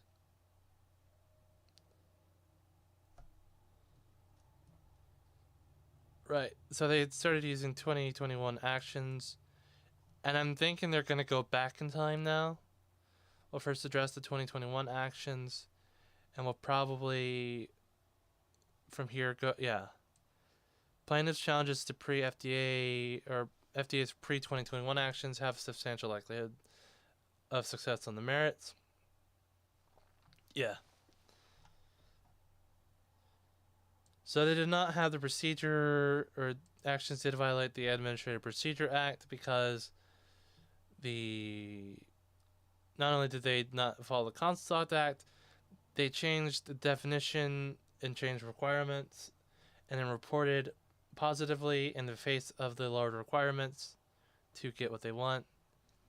So it run afoul of the Comstock Act and therefore violate the APA. So this section, plaintiffs' pre-2021 actions, FDA's 2000 approval violated subpart H. I think that was the accelerated necessary approval of new drugs. In 1992, FDA issued regulations needed to assure safe use of new drugs designed to treat life-threatening diseases like HIV and cancer. See federal regulations 58,000 or 58,942 and 58,958. December 11, 1992, codified at 21 Code Federal Regulations, subsection 314, 520. Subpart H, titled Accelerated Approval of New Drugs for Serious or Life-Threatening Illnesses, applies to drugs that satisfy two requirements. First, the drug must have been studied for its safety and effectiveness in treating serious or life-threatening illnesses, 2021 CFR, subsection 314, 500. And second, the drug must provide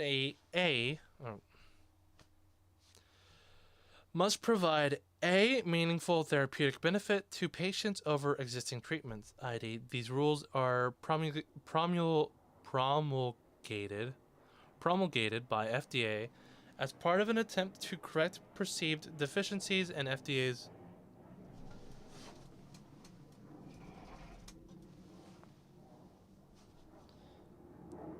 approval process made apparent by the need to quickly develop drugs for HIV and AIDS patients. Electronic filing numbers 1 through 13 at 20. When FDA originally approved mifepristone, the agency relied upon subpart H to place certain restrictions on manufacturers' distribution of the drug product to assure its safe use. The American Medical Association explained that mifepristone poses a severe risk to patients unless the drug is administered as a part of a complete treatment plan under the supervision of a physician. Thus, to satisfy subpart H, FDA deemed pregnancy a serious life-threatening illness and concluded the mifepristone provided a meaningful therapeutic benefit to patients over existing treatments, provided meaningful or provided a meaningful. These bracketed texts throw me off sometimes.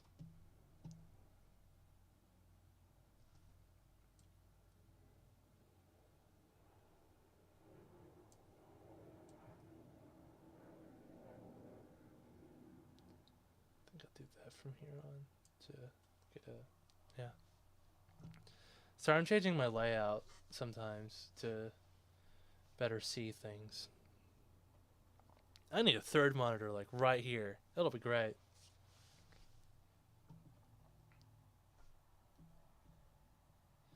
See, so after this treatment thing, C21 CFR subsection. Okay, I think they use the two subsection ones as a quotation for two separate subsections. So rather than subsection and then hit this one and then that one, it's subsection and subsection. 314.500 and 314.560 was wrong on both accounts. Pregnancy is not an illness, and this is where I think the judge gets into a little bit of the political opinionation, but that is fine. I think he has stated with well enough purpose and cause that the ruling is not specifically based off of a political opinion, but rather his assessment, and so this is probably, well, warranted. I mean, it's also a fact that a pregnancy is not an illness. It's just a biological reality and an effect of biology. And also reproduction. Pregnancy is a normal physiological state most women experience one or more times during their childbearing years. A natural process essential to perpetuating human life. Defendants even admit pregnancy is not an illness. Ah, okay. So it's not. I made an opinion, and it seems like they have reason for the statement. Very good.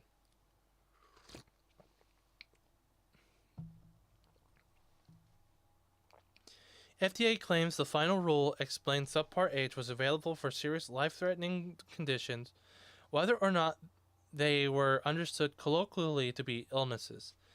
ECF, or electronic filing, number 28 at 36. But the final rule says that no such thing. One comment asserted that neither depression nor psychosis is a disease, nor is either one serious or life-threatening. But the final rule says no such thing. One comment asserted that neither depression is okay. Federal Regulation 58,946. FDA responded to the comment that signs of these diseases are readily studied, and that its reference to depression and psychosis was intended to give examples of conditions or diseases that can be serious for certain populations or in some or in all of their phases. In other words, FDA's response to this comment was not that depression and psychosis qualify because they are conditions, even though they are not colloquially. The comment was not that depression and psychosis qualify because they are conditions, even though they are not colloquially understood as illnesses. Rather, the FDA simply disagreed with the comment's characterization of these conditions and explained that they were examples of diseases that can be serious. Nothing in the federal rule supports the interpretation that pregnancy is a serious or life-threatening illness.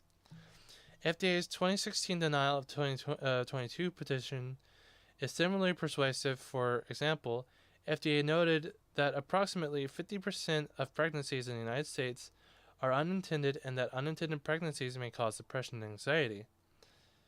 Electronic filing 1 through 28 at 5, but categorize complications or negative psychological experiences arising from pregnancies as illnesses is materially different than classifying pregnancy itself as a serious or life-threatening illness per se.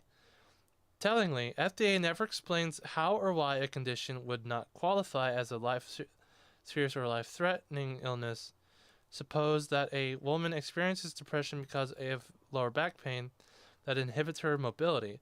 Under FDA's reading, a new drug used to treat lower back pain, which can cause depression just like unplanned pregnancies, could obtain accelerated approval under Subpart H. Under FDA, okay, I need to reread that last part. Under FDA's reading, a new drug used to treat lower back pain, which can cause depression just like an unplanned pregnancy, could obtain accelerated approval under. Oh, okay. So reaching the natural conclusion of the exceptions made under a pregnancy illness classification, that drugs that follow similar psychological or pathological tendencies would be classified under same thing and given the same exceptions.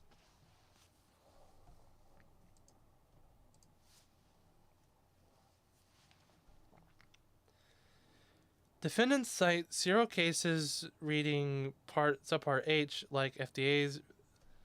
Alright. Defendants cite 0 cases reading subpart H like FDA reads subpart H. So they do not read or interpret in the same way this group does of the same thing. On the contrary, courts have read serious or life-threatening illness to mean what it says. See example Tumino v. Hamburger.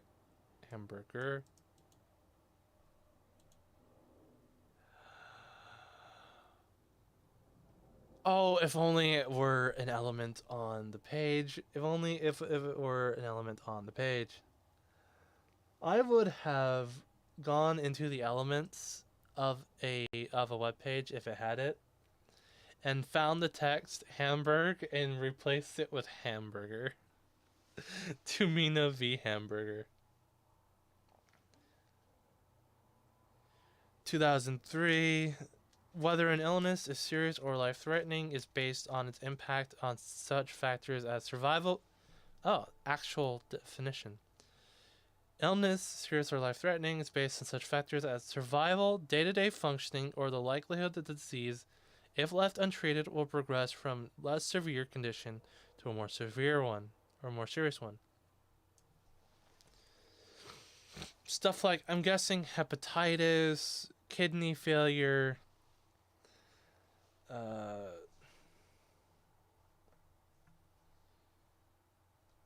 something that leads to like viral hemorrhagic fever, cancer. So AIDS, HIV, cancer.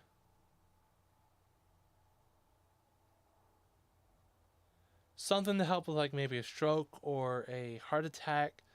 There are drugs that can do that, but you typically want to follow up with a doctor right away.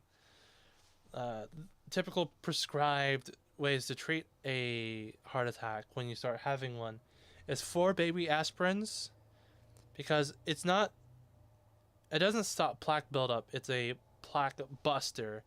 So like you got the plaque buildup, the aspirin's basically something that slams into it and breaks it up, so it will unclog. It'll help relieve a lot of, or a significant portion of, the bad effects of a heart attack, but it doesn't treat all of it, and you typically want to follow up because there's a reason why that plaque buildup happened and led to a stroke or a heart attack. So I'm guessing that's what it means with the serious life threat or illness.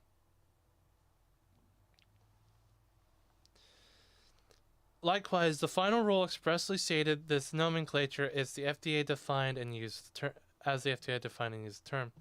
In 2 rulemakings, the first in 1987, the second in 1988, 57 federal regulation at 58/945. In the 1988 rulemaking, FDA defined life-threatening to include diseases or conditions where the likelihood of death is high unless the course of the disease is interrupted. Example, AIDS, cancer, as well as diseases or conditions with potentially fatal outcomes where the endpoint of clinical trial analysis is survival. Increased survival in persons who have had a stroke or heart attack. Yeah! I was spot on. My EMS training was for naught, or wasn't for naught. There we go. Fatal outcomes. Okay, heart attack. Damn it! I didn't think about this though. Congenital disease. I think that's the term. Congenital disease.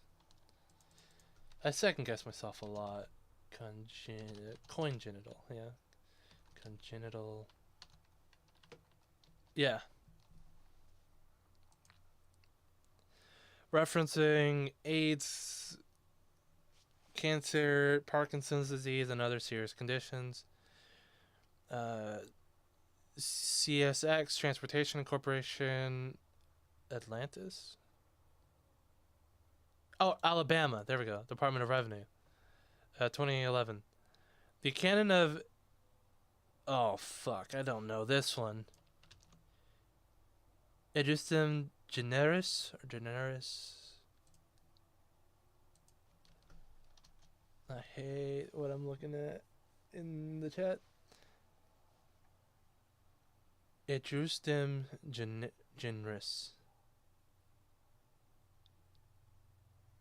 Ejusdem generis is a Latin phrase that means of the same kind.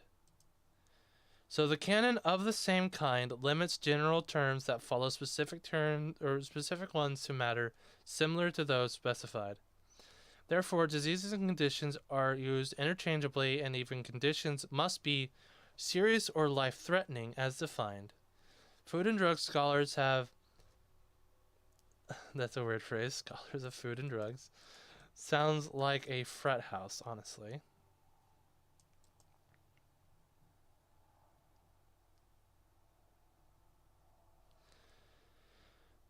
Have understood subpart H's scope the same ways. See example Charles Steenberg, FDA's use of post-marketing phase 4 steady requirements exception to the rule. 61 Food and Drugs LJ, a 2006 book, I presume.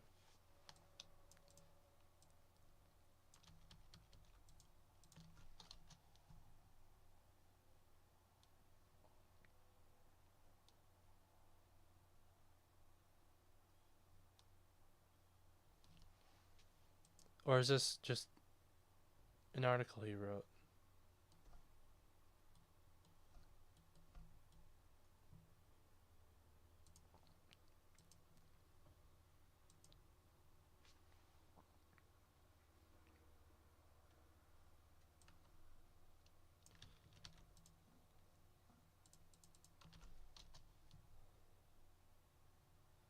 I'll figure that out later. Subpart H extends only to drugs and biological products that target serious or life-threatening illnesses and offer a meaningful benefit over existing treatments. So subpart H only to drugs and biological products that target serious or life-threatening illnesses. Even the population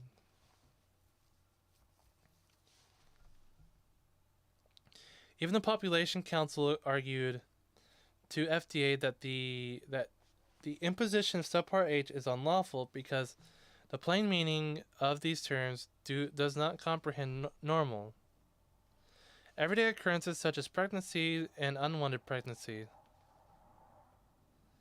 UCF number 1 through 14, 21, or at 21. These readings is also inconsistent. This reading is also inconsistent with the fact that aside from mifepristone, FDA had approved fewer than 40 NDAs as subpart H by early 2002. See ID at 20.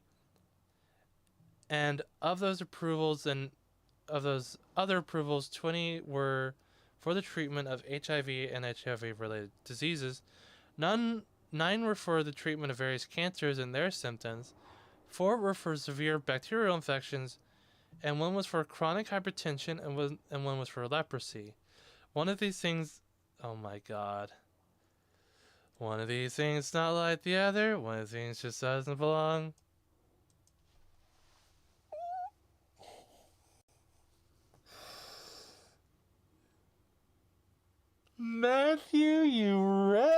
bastard! I want to shake this man's hand. He quoted fucking Sesame Street.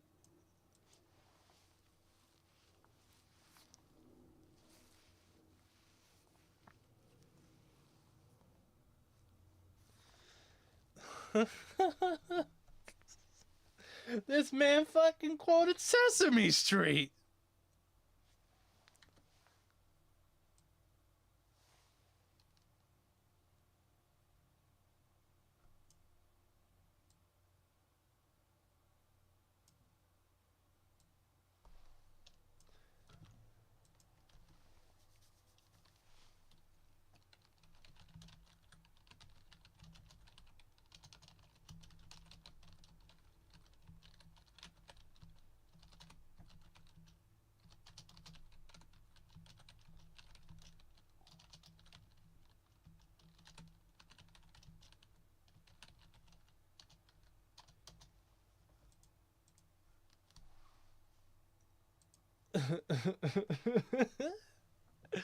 This man.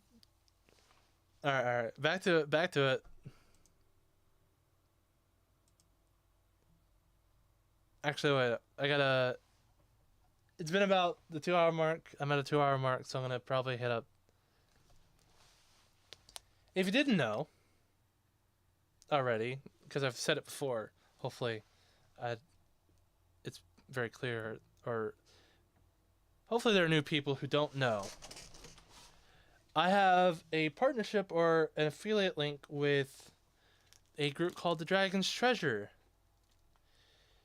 They sell tea, a haven for anime tea and for anime tea lovers. They sell really good tea. I'm actually drinking one right now. Hopefully it's cool enough to drink. It is, in fact, cool enough to drink. It is the Princess Peach and Oolong tea.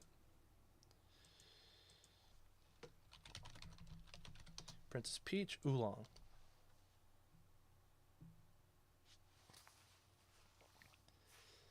Here it is.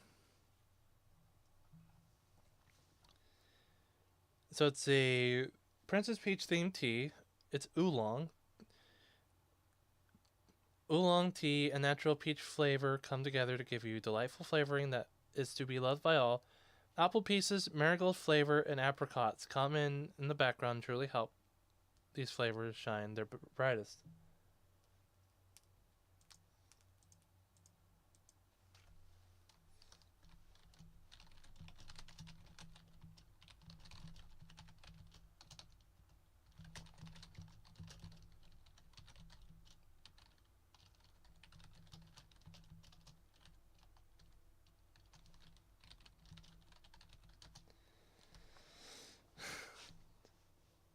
Oolong tea, natural peach flavor.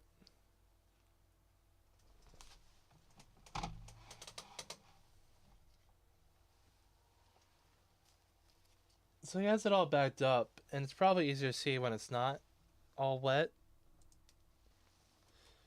I'm gonna go to camera.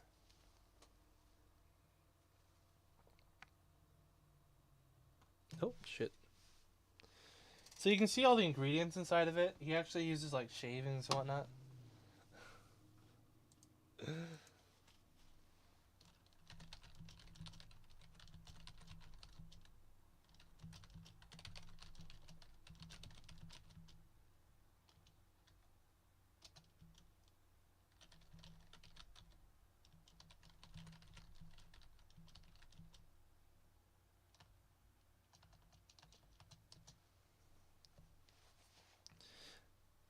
So yeah, back to that.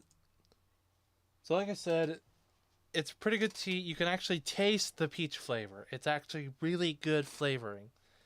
This man actually knows how to make his tea. He's made an art out of it.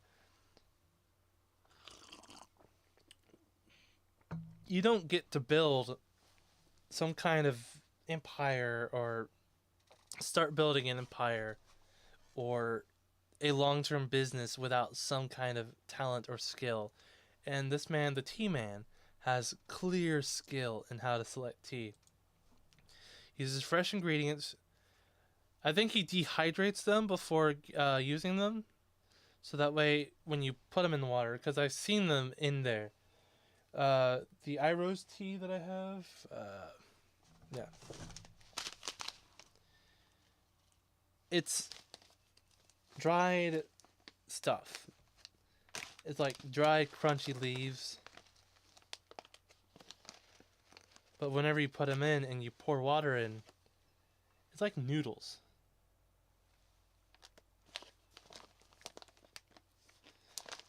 You put water in there, you get really damn good flavor out of it. I got this matcha, which is ceremonial green tea. It's basically a powder. And I want to try it out, but I need to wait for a day off stream and try out, or put water in it. Place 1 teaspoon.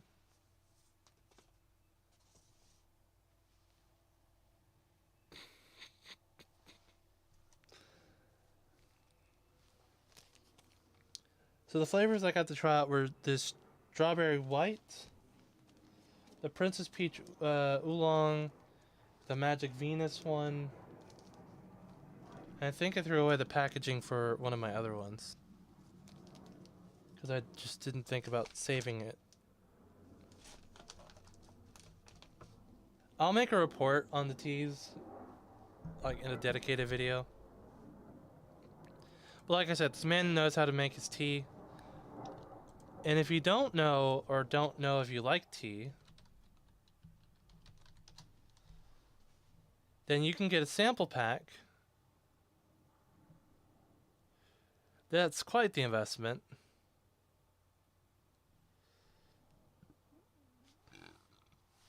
You can get a specific kind of sample pack. You can get it of the different types of flavors, of a array of the flavors, a specific green tea group. You can look at the different types, see if you like a particular kind. Hold on, can you just like click a bunch of these, or does the price increase as you go along?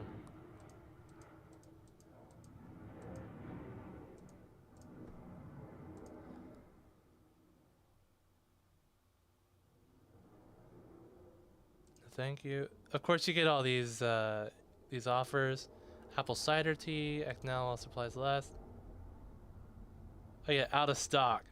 Thanks, team man. Why would you do this? Why offer me something that's out of stock?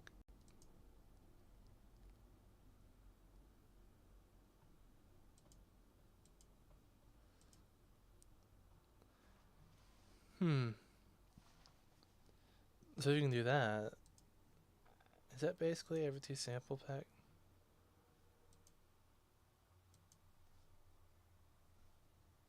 Does not include limited item tea or limited time teas.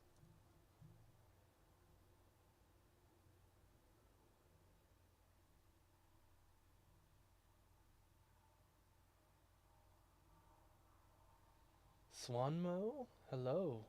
Hello, Swanmo. How are you doing today?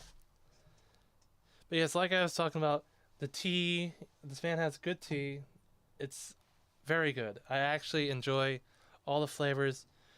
I'm not so partial to peach, but, you know, it's all fine. I guess I forgot to mention the most important part. Use code LAYMAN at checkout to get 10% off of your purchase. Code LAYMAN at checkout for 10% off of every purchase. This includes this utility electric tea kettle, and also this tea strainer. I guess you called it an infuser. Ingenuity. Copy link. I'll try this link out here.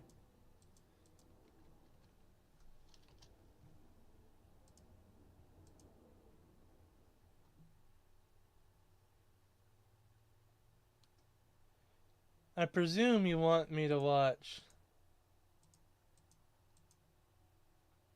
this video at some point. I won't do it on stream because I'm doing this very particular topic. So I'll get to that later.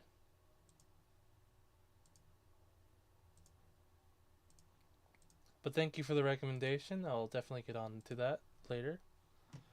So yes, 10% off every purchase with code LAYMAN to try out any tea. This includes the sample packs, this includes the merchandise, this includes the equipment, teaware, other products, teaware, herbs, spices, merch, I don't know of monthly giveaways, and all of the tea. You can either do type tea by type or recommended by popularity, beginners, flavored, unflavored, or exotic. Remember, 10% off with code LAYMAN.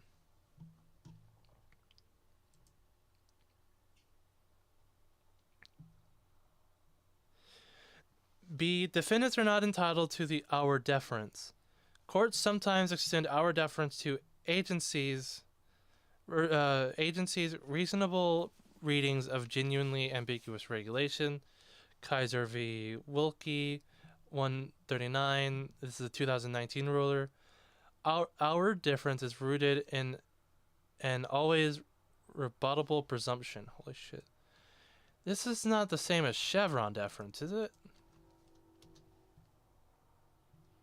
Principal judiciary requires an ambiguous interpretation. Yeah, because Chevron deference is when you have a ruling or a administrative body and there is some ambiguity, you refer to the administrative or the executive portion of that. Like the ATF having a gun rule, Chevron deference would have the judge or the courts go to the ATF to get an opinion or the ruling basically from them. It's kind of fucked in a way. Is rooted in an always rebuttable presumption that Congress would generally want the agency to play the primary role in resolving regulatory ambiguities. Our deference is sometimes appropriate and sometimes not. First and foremost, a court should not afford our deference unless the regulations is genuinely ambiguous, and before concluding that the rule is genuinely ambiguous, a court must exhaust all the traditional tools of construction. That means a court cannot wave the ambiguity flag just because it found the regulation impenetrable on first read. If genuine ambiguity remains, the agency's reading must still be reasonable. And even if the regulations is genuinely ambiguous, the agency's interpretation must in some way implicate its substantive expertise. So an agency can't, if the rule is genuinely ambiguous, the interpretation must in some way implicate. So you can't just use an ambiguous rule to decide what you want out of it as the agency. Your agency must have some level of knowledge or workable skill involved in it to be able to make a rule on the matter, and the rule must follow that. Finally, an agency's reading of a rule must reflect fair and considered judgment to receive our deference. Here, our deference is not appropriate because the language of the regulation is plain and unambiguous. Oh, I should have made a prediction about that in this case. As explained, FDA's definition in prior rulemaking forecloses its interpretation of subpart H. If there is any ambiguity in serious or life-threatening illness, the ordinary meaning principle resolves that ambiguity, see Bostock 140, or the Kavanaugh J dissent. The ordinary meaning principle is long-standing and well settled. Common parlance matters in assessing the ordinary meaning of a statute and regulation, because courts heed how most people would have understood the text.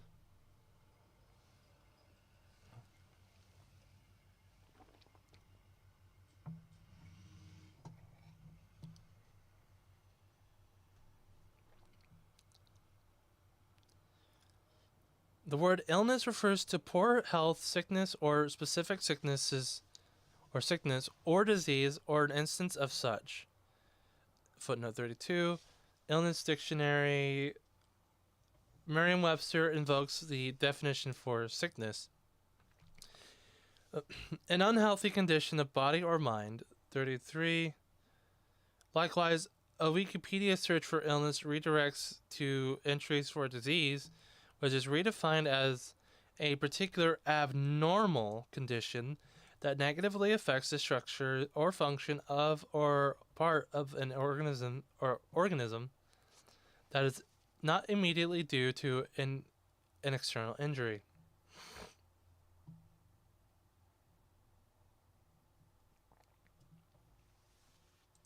Hold on.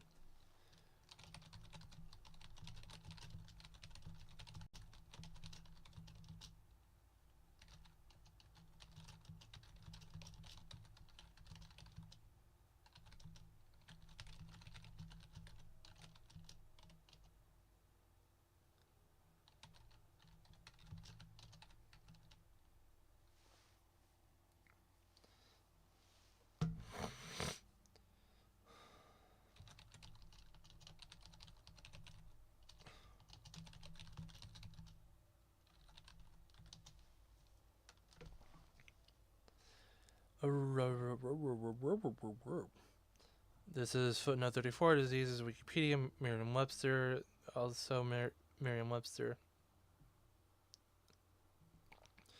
Pregnancy, on the other hand, is defined as the time during which one or more offspring develop, gestate inside a woman's uterus or womb. 35. Pregnancy, Wikipedia. I would know a bit about this. I went through the process. In fact, my mom was so good at it, she did it twice in the one go. Twins are great. Most readers would not define pregnancy to be a serious or life-threatening illness. Even FDA does not earnestly defend that position. True complications can arise during pregnancy, and said complications can be serious or life-threatening. But that does not make pregnancy itself an illness. See electronic filing number 1 through 13 at 21. And even if the regulations were genuinely ambiguous after exhausting all traditional tools of statutory construction, defendant's interpretation, 1, is not reasonable, and 2, does not implicate their substantive expertise, and 3, does not reflect a fair and considered judgment.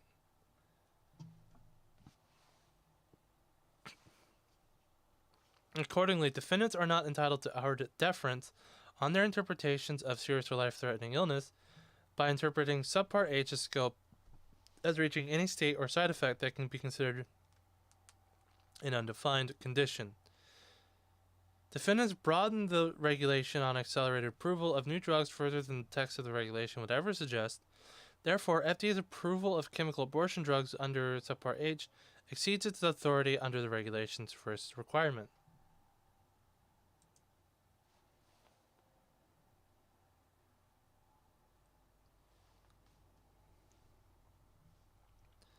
Chemical abortion drugs do not provide meaningful therapeutic benefit.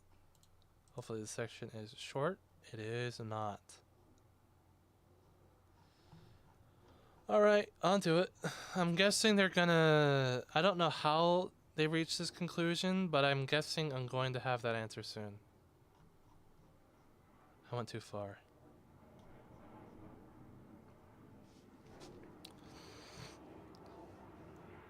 FDA also exceeds its authority under the second requirement of subpart H. In addition to treating a serious or life-threatening illness, chemical abortion drugs must also provide a meaningful therapeutic benefit to patients over surgical abortion. 21 CFR, subsection 3314-500. As explained, this cannot be the case because chemical abortion drugs do not treat serious or life-threatening illness. A prerequisite to reach this second requirement in ID, similarly chemical abortion drugs, cannot be therapeutic because the word relates to the treatment or curing of disease. 35 is a footnote above. 36 therapeutic. But even putting that aside, chemical abortion drugs does not provide a meaningful therapeutic benefit over surgical abortions. See 21 Code of Federal Regulations. Basically the same one cited above. Examples include where the benefit is the ability to treat patients unresponsive to, intolerant of available therapy, or improved patients' response over available therapy. To the extent surgical abortions can be considered a therapy, the clinical trials did not compare chemical abortions with surgical abortions to find a benefit. Electronic filing, number 1 at 44. Defendants argue just one meaningful therapeutic benefit, chemical abortion drugs, avoided an invasive surgical procedure and anesthesia in 92% of patients in the trial. Electronic filing numbers 28 through at 37. But by defining the therapeutic benefit solely as avoiding the current standard of care's delivery mechanism, FDA effectively guarantees that the drug will satisfy this second prong of subpart H as long as it represents a different method of therapy. Electronic filing numbers 1 through 14 at 22. And even if it were a benefit, chemical abortions are over 50% more likely than surgical abortions result in an emergency room visit within 30 days. This footnote, C37. Oh, yeah, it's the top one. Some reports that the exact number is 53%. See Sudnicki et al. Supernote 22.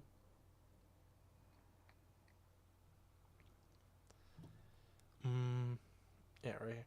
Consequently, the number of chemical abortions-related emergency room visits increased by over 500% between 2000 and 2015. That is 13 years with 500% increase. Number 1 at 19. One study revealed the overall incidence of adverse events is 4-fold higher in chemical abortions when compared to surgical abortions. 38. See Mari Ninamaki. Immediate complications after medical compared with surgical termination of pregnancy. 114 obstetrics and gynecology. FDA agrees with the study, but finds it not surprising given chemical abortions is associated with longer uterine bleeding. See also number 1. Collecting studies demonstrate a far higher rate of adverse events in chemical abortions over surgical abortions. And it's almost like abortion in and of itself is a not safe procedure at all. Women who underwent chemical abortions also experienced far higher rates of hemorrhaging, incomplete abortion, and unplanned surgical evacuation. C9.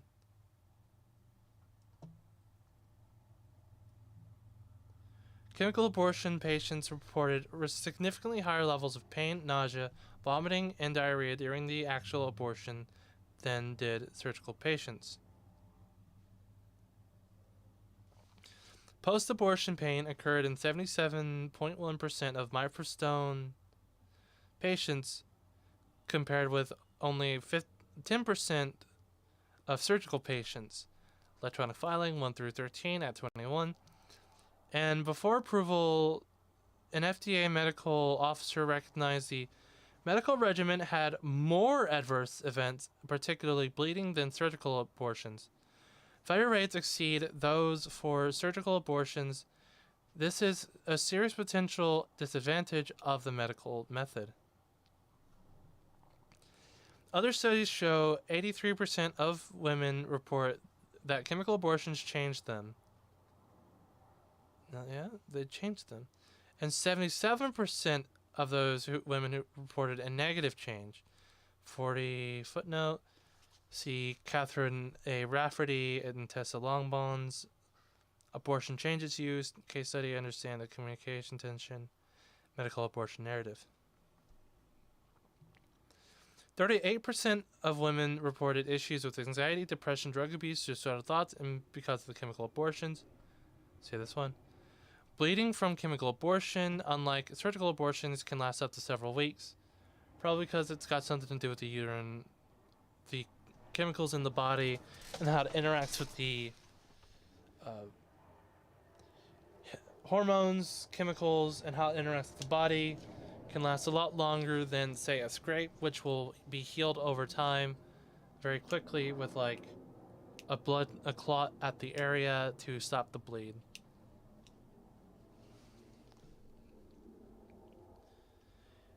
(42) mifepristone when bleeding will start. How long will it last? Women on web.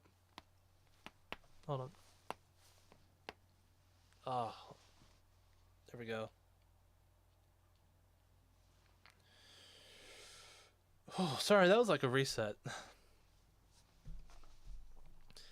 And the mother seeing the aborted human appears to be a difficult aspect of the medical termination process, which can be distressing, bring home the reality of the event, and may influence later emotional adaptation. For 43, Pauline Slade, termination of pregnancy, patient's perception of care. For example, woman was surprised and saddened to see that her aborted baby had a head, hands, and legs, with defined fingers and toes. Electronic filing, number 1 at 21. The entire abortion process takes place within the mother's home without physician oversight, potentially leading to an undetected ectopic pregnancies, failure of Rh factor incompatibility detection, and misdiagnosis of gestational age, all leading to severe or even fatal consequences. Number 98, electronic footnote or electronic filing, number 96 at 15 through 17.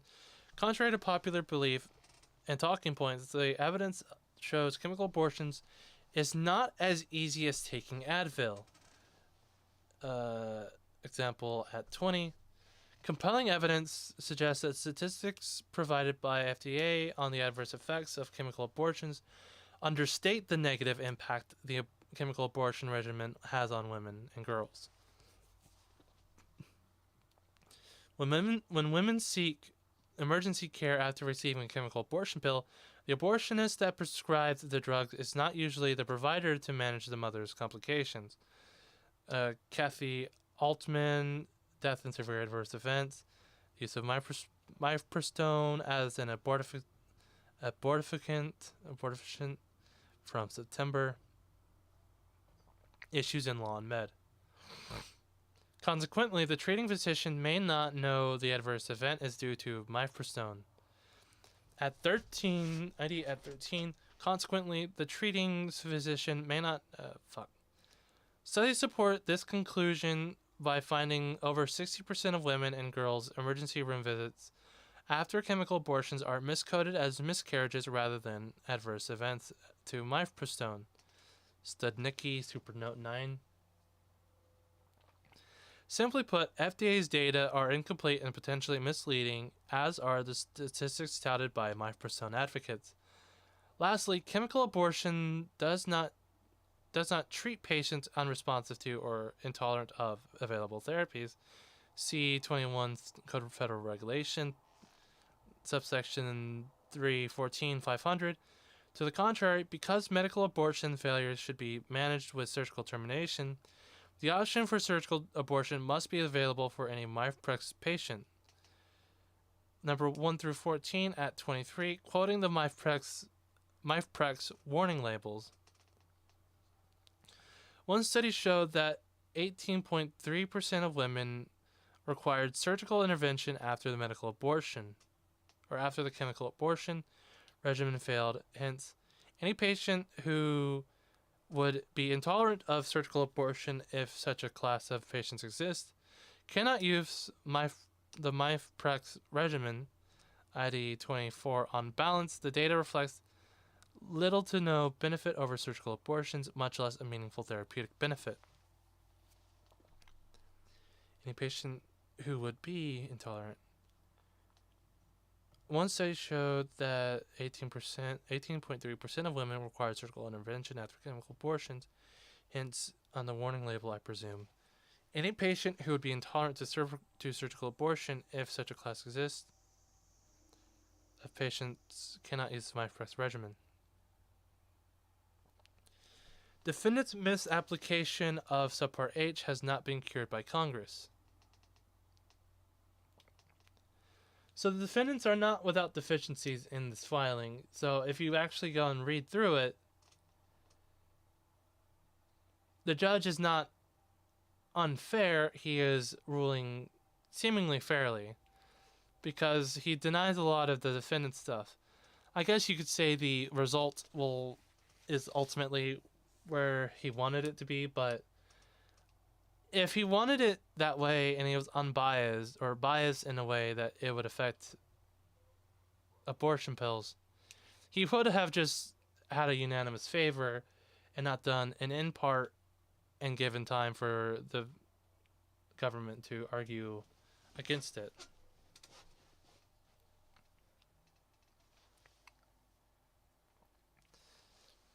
Defendants contend plaintiff's argument about subpart H has been overtaken by congressional action.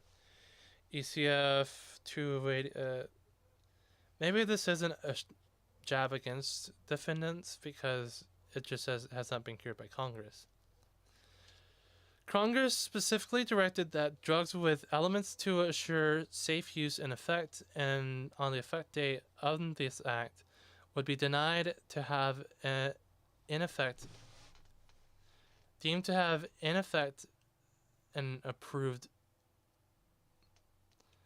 Congress specifically directed that drugs with elements to assure safe use in effect of on the effective date of on this act would be deemed to have in effect be and approved. Okay. Citing public listing, I presume, numbers. But the sponsors of such drugs were also required to submit a proposed risk evaluation mitigation strategy within 180 days. See also public listing. Oh, shit.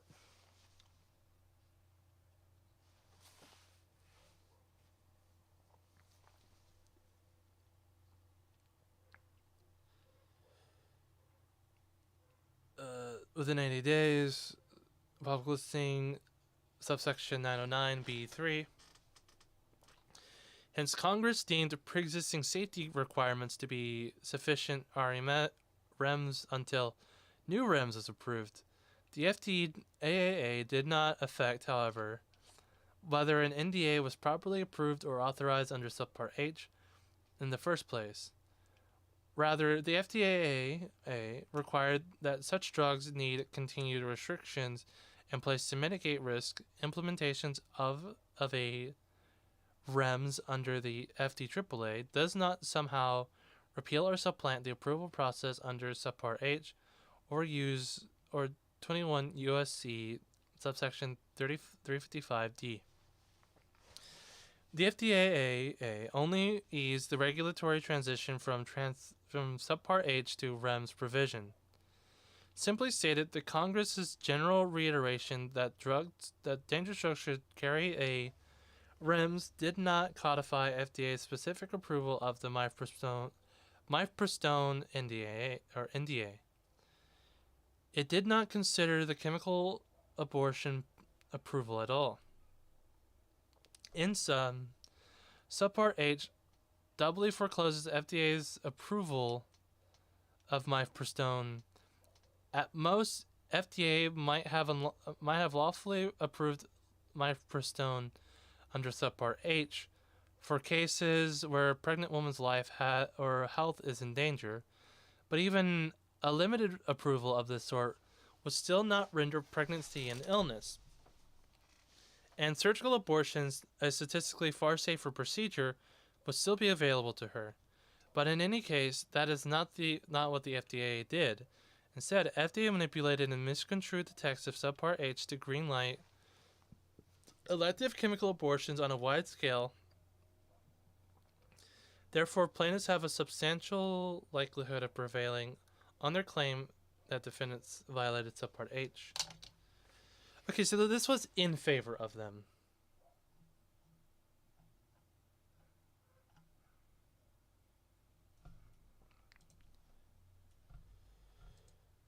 Oh, I'm here. Oh, no, I'm not.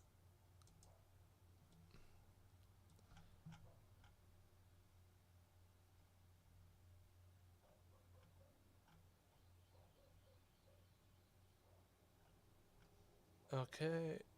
It's not just a lot of footnotes. All right. To it. Under the FFDCA, a pharmaceutical company seeking to market a new drug must first obtain FDA approval via an NDA, see 21 U.S.C. 30 subsection 355A and B. The NDA must include adequate tests by all methods reasonably applicable to show whether or not such drug is safe for use under the conditions prescribed, recommended, or suggested in proposed labeling thereof. 21 U.S.C. 30 subsection 355D. The trials must provide an adequate basis for physicians' labeling under 21 Code of Federal Regulations, subsection 312.21c. In those trials, the drug is used the way it would be administered when marketed. 46 footnote. Glossary, Cornell Medicine. It's an article.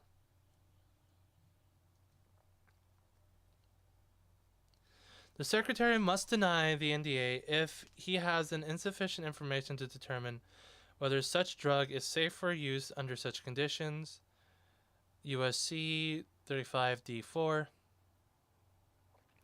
Here, the U.S. trials FDA relied upon when approving mifepristone required that each woman receive an ultrasound confirming gestational age and exclude an ectopic pregnancy.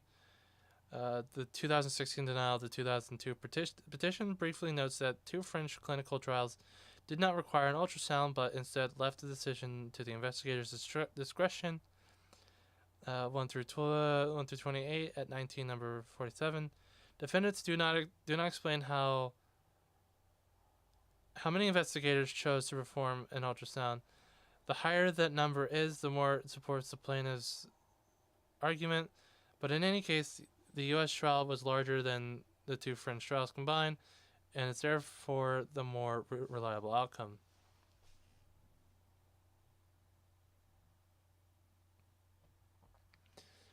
So there was an argument in favor of the plaintiffs, and they saw that.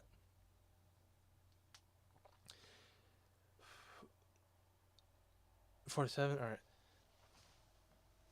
2. Physicians have experience in performing surgical abortions and admitting privileges at medical facilities that provide emergency care. Performing surgical abortions and admitting privileges. Yeah. So basically an ER.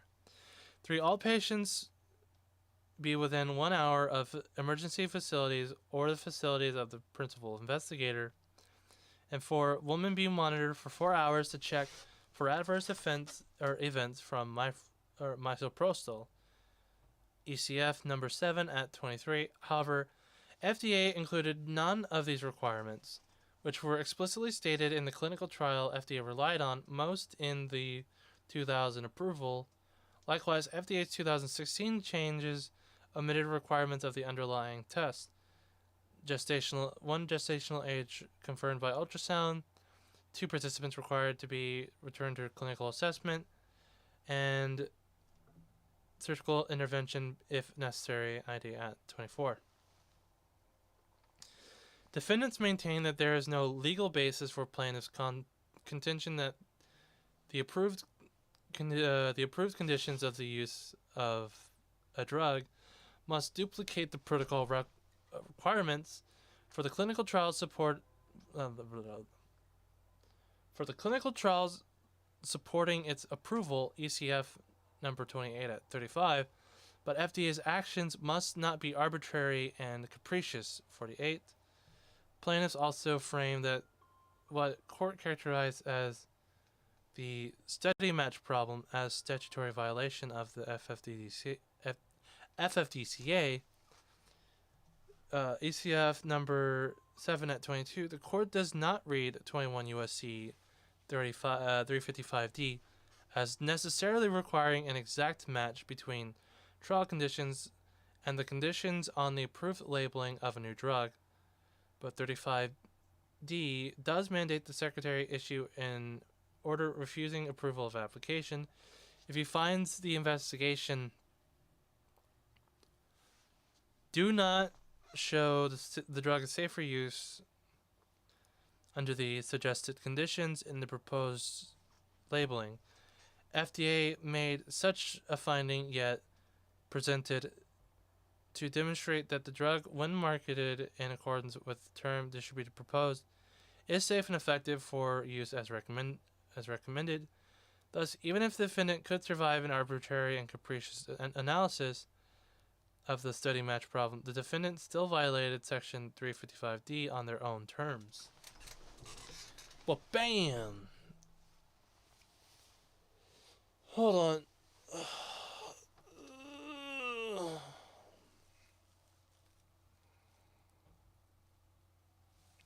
Oh, my throat hurts, man.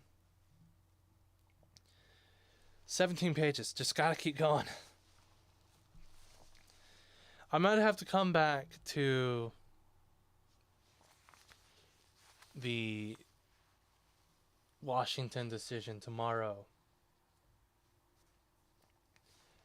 I don't think I have enough time to finish this off in 20 minutes, but I'll try my best.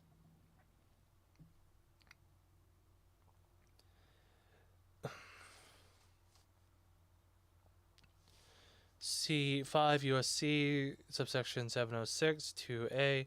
The United States v. an article of device Diapulse 7. It's a 1985 ruling concluding FDA's denial was not arbitrary and capricious because the proposed labeling did not specify conditions of use that are similar to those followed in the studies. The scope of review under the arbitrary and capricious standard is narrow, and a court is not to substitute judgment for that of the agency. Motor vehicle manufacturers. I found out what MFRS is, Association of United States Incorporation versus State Farm Mutual Auto Insurance.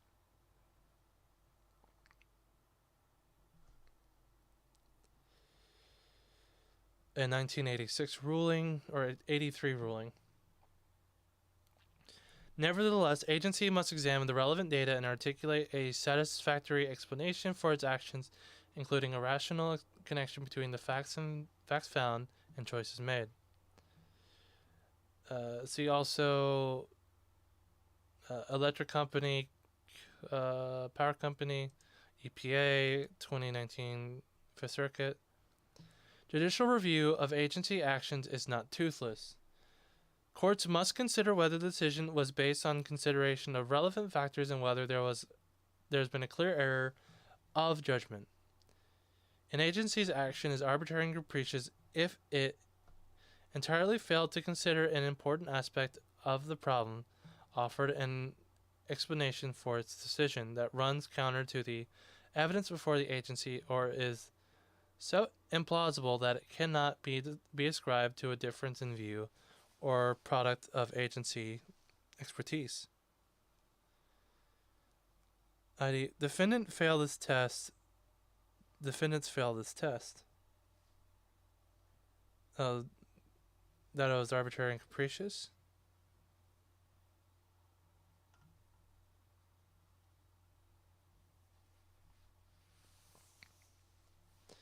The 2000 approval.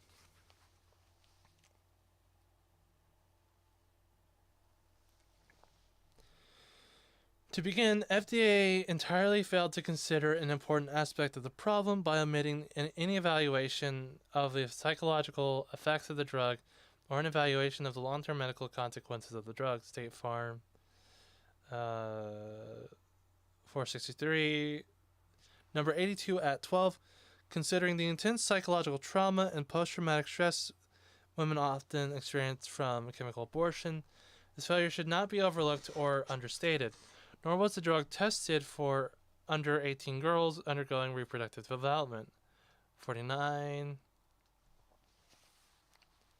In 1998, FDA issued the pediatric rule, which mandated that the drugs manufacturers evaluate the safety and effectiveness of their product on pediatric patients. Absent an applicable exception,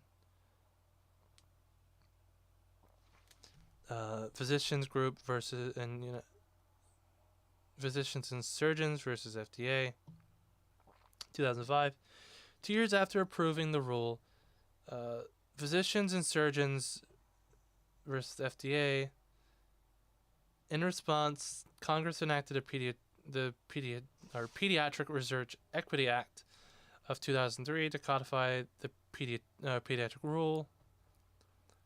See USC subsection 355C. In the 2000 approval, FDA clarified the mifepristone NDA was covered by pediatric rule.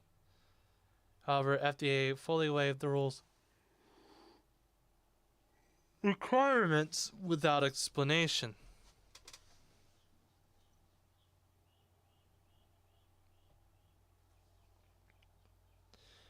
But that is not all. Clinical trials protocols in the United States for 2000 approval required a transvaginal ultrasound for each patient to accurately date pregnancies and identify ectopic pregnancies. ECF number 1 through 28 at 19. But FDA ultimately concluded that a provider can accurately make a determination by performing a pelvic examination and obtaining a careful history.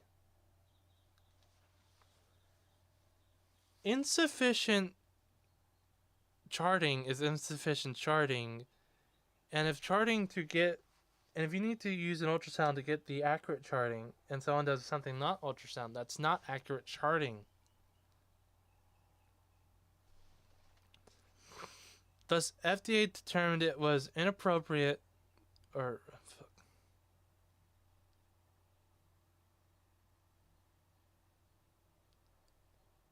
did I get inappropriate from? Ultimately, Ultimately, FDA concluded that a provider can accurately make such a determination by performing a pelvic examination and obtaining a careful history. Alright, FDA determined it was inappropriate to mandate how providers clinically assess women for duration of pregnancies for ectopic pregnancy. 1 through 21 at 19. FDA believed it is reasonable to expect that the woman's provider would not have prescribed mifepristone if a pelvic ultrasound exam had clearly identified an ectopic pregnancy. FDA thus assumes that physicians will ascertain gestational age, but put another way, there is simply no requirement that any procedure is done to rule out an ectopic pregnancy, which is a serious and life-threatening situation. This is arbitrary and capricious. The mere fact that other clinical methods can be used to date pregnancies does not support the view that it should be the provider's decision to decide which method, if any, is used to make this determination.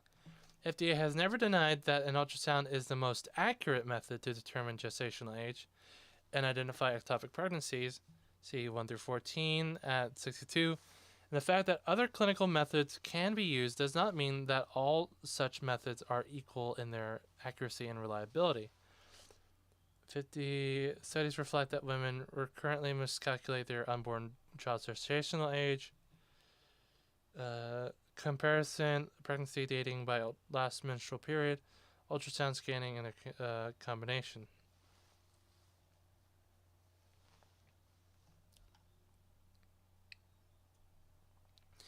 FDA did rely on a study showing that clinicians rarely underestimate gestational age, 121 at 19 in number 49. But this study does nothing to support the FDA's view that transvaginal ultrasound is not necessary to diagnose ectopic pregnancies. To this point, the FDA merely argues that even transvaginal ultrasound does not guarantee an existing ectopic pregnancy will be identified. At 19, if that is the case, it does not follow that it should be left to the provider's discretion to employ less reliable methods or no methods at all. Correct diagnosis of gestational age in ectopic pregnancies is vital. The error in FDA's judgment is born out of a myriad stories. Was born out by myriad stories and studies. Brought to the court's attention, one woman alleged she did not receive an ultrasound or any physician or physical examination before receiving chemical abortion drugs from Planned Parenthood. Oh my God! Planned Parenthood prescribing chemical abortions or giving abortions without even asking anything? Oh, what a fucking thought! What a surprise! Number 1, at 22, the abortionist misstated the baby's gestational age as 6 weeks, resulting in the at-home delivery of a lifeless, fully formed baby in the toilet. Oh.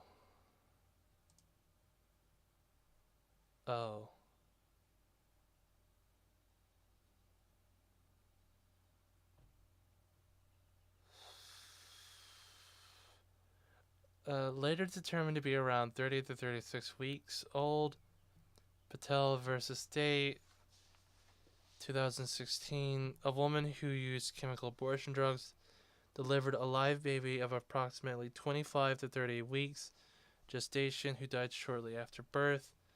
Another woman was given chemical abortion drugs during an ectopic pregnancy because her ultrasound was not even that of the uterus but was of a bladder. 51. This incident also demonstrates that even where ultrasounds are used, only a qualified provider can assure that they are done properly. The resulting rupture led to a massive infection and collapse of her vital systems.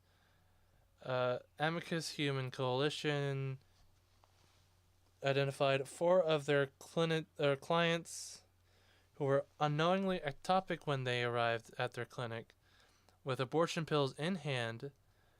At least 2 women died from chemical abortions last year. See 120 at 30, number 5.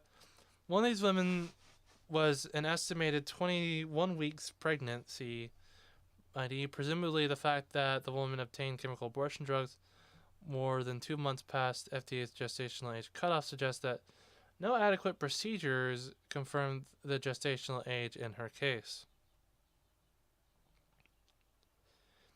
FDA has also reported that at least 97 cases where women with ectopic pregnancies took mifepristone in that post-marketing book.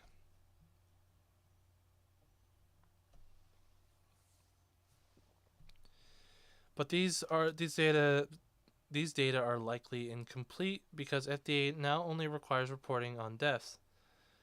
1 at 4. As noted above, hospitals often miscode complications to miscarriages. Studies show that women are 30% more likely to die from a ruptured ectopic pregnancy while seeking abortions if the condition remains undiagnosed. HK Atrash et al. Ectopic pregnancies concurrent with induced abortion. A woman may interpret the warning signs of an ectopic pregnancy, cramping, and severe bleeding as a side effect of mifepristone. In reality, the symptoms indicate her life is in danger. Alyssa B. Goldberg, mifepristone and misoprostol for undesired pregnancies. Another study revealed that of 5,619 chemical abortions visits, 452 patients had a pregnancy of unknown location, and 31 were treated for ectopic pregnancies, including 4 that were ruptured. 54 was an example. 55 is that one. Yet another study examined 3,197 unique U.S. only event reports dated September 2000. On February 2019, Altman, that studies noted 20 deaths, 529 life-threatening events, and 1,957 severe adverse events before concluding that a pre-abortion ultrasound should be required to rule out ectopic pregnancies and confirm gestational age. Just a footnote of an example. The record confirms FDA once shared these concerns after all many tragedies could be avoided by auditing physicians' qualifications and requiring ultrasounds. In 1996, the FDA Advisory Committee expressed to the Population Council serious reservations on how the drug were described. In terms of assuring safe and adequate credentialing of providers, number 1 through 14 at 51, Population Council initially committed to conducting post-approval studies in 1996, and FDA reiterated these requirements mere months before the September 2000 approval. See number 1 through 24 at 6. We remind you of your committees dated September 16th, 1996 to perform the Phase 4 studies. Those protocols... 58, 4? Oh, it's later. Those protocols would have required inter alia the Population Council 1 assesses the long-term effects of multiple uses of mifepristone, 2 ascertain the frequency with which women follow the regimen and outcomes of those that do not, 3 study the safety and efficacy of chemical abortions in girls and under age of 18, and 4 ascertain the regimen's effect on children born after treatment failure. Congressional records, I guess, section or Senate. Statement of Senator Coburn.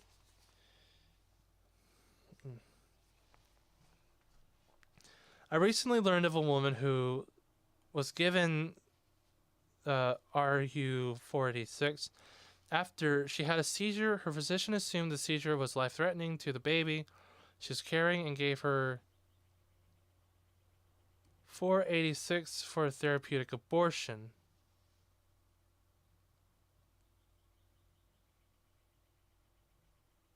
Okay, so she had a seizure and she was given the abortion drug. RU48 was not effective in her case, and the woman carried the baby to term. When the baby was born at a low birth weight, it suffered from failure to thrive. That baby has had 3 subsequent brain surgeries due to hydrocephalus. Oh, fuck. The baby also suffered from idiopathic lymphocytic colitis, an inflammatory disease of the colon, which is extremely rare in children. It is clear that RU46 not only is unsafe for women, but is also not completely effective. And when it's not effective, the results are devastating. Fuck.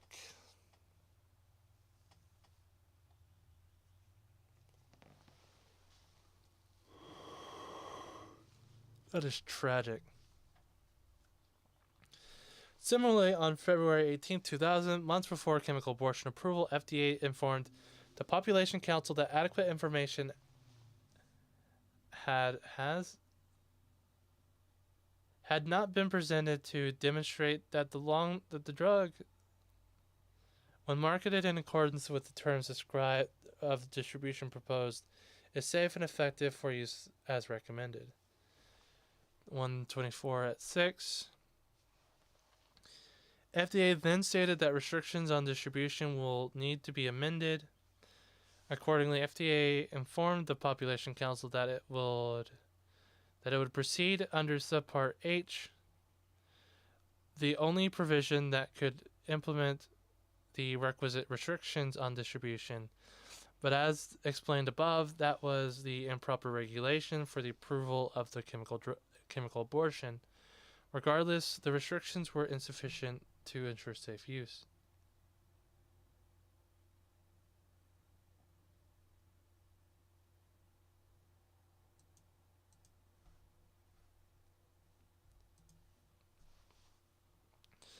On June 1st, 2000, FDA privately delivered to the Population Council a set of proposed restrictions to rectify the safety issue. Said proposal required physicians who were trained and authorized by law to perform surgical abortions, 2, in administering mifepristone and treating adverse events, and 3, allowed continuing access, admitting privileges, to a medical facility equipped for instrumental pregnancy terminations, resuscitation procedures, and blood transfusions at the facility or 1 hour's drive from the treatment facility. When the FDA's proposal was leaked to press and a political editorial backlash ensued.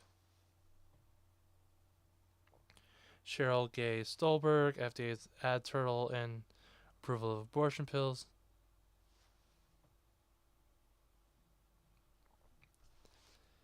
In response, the Population Council rejected the proposal and repudiated the restrictions the sponsor itself proposed in 1996.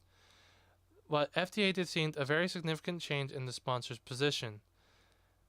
Idea 50, because the whole idea of mifepristone was to increase access. Abortion advocates argued that restrictions on mifepristone would effectively eliminate the drug's main advantage and would kill the drug.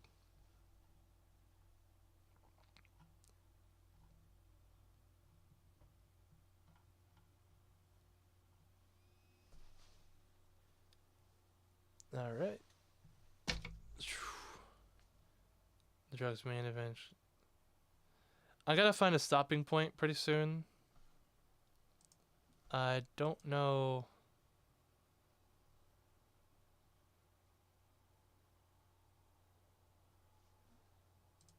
I might have to push on a couple more pages to find a good stopping point.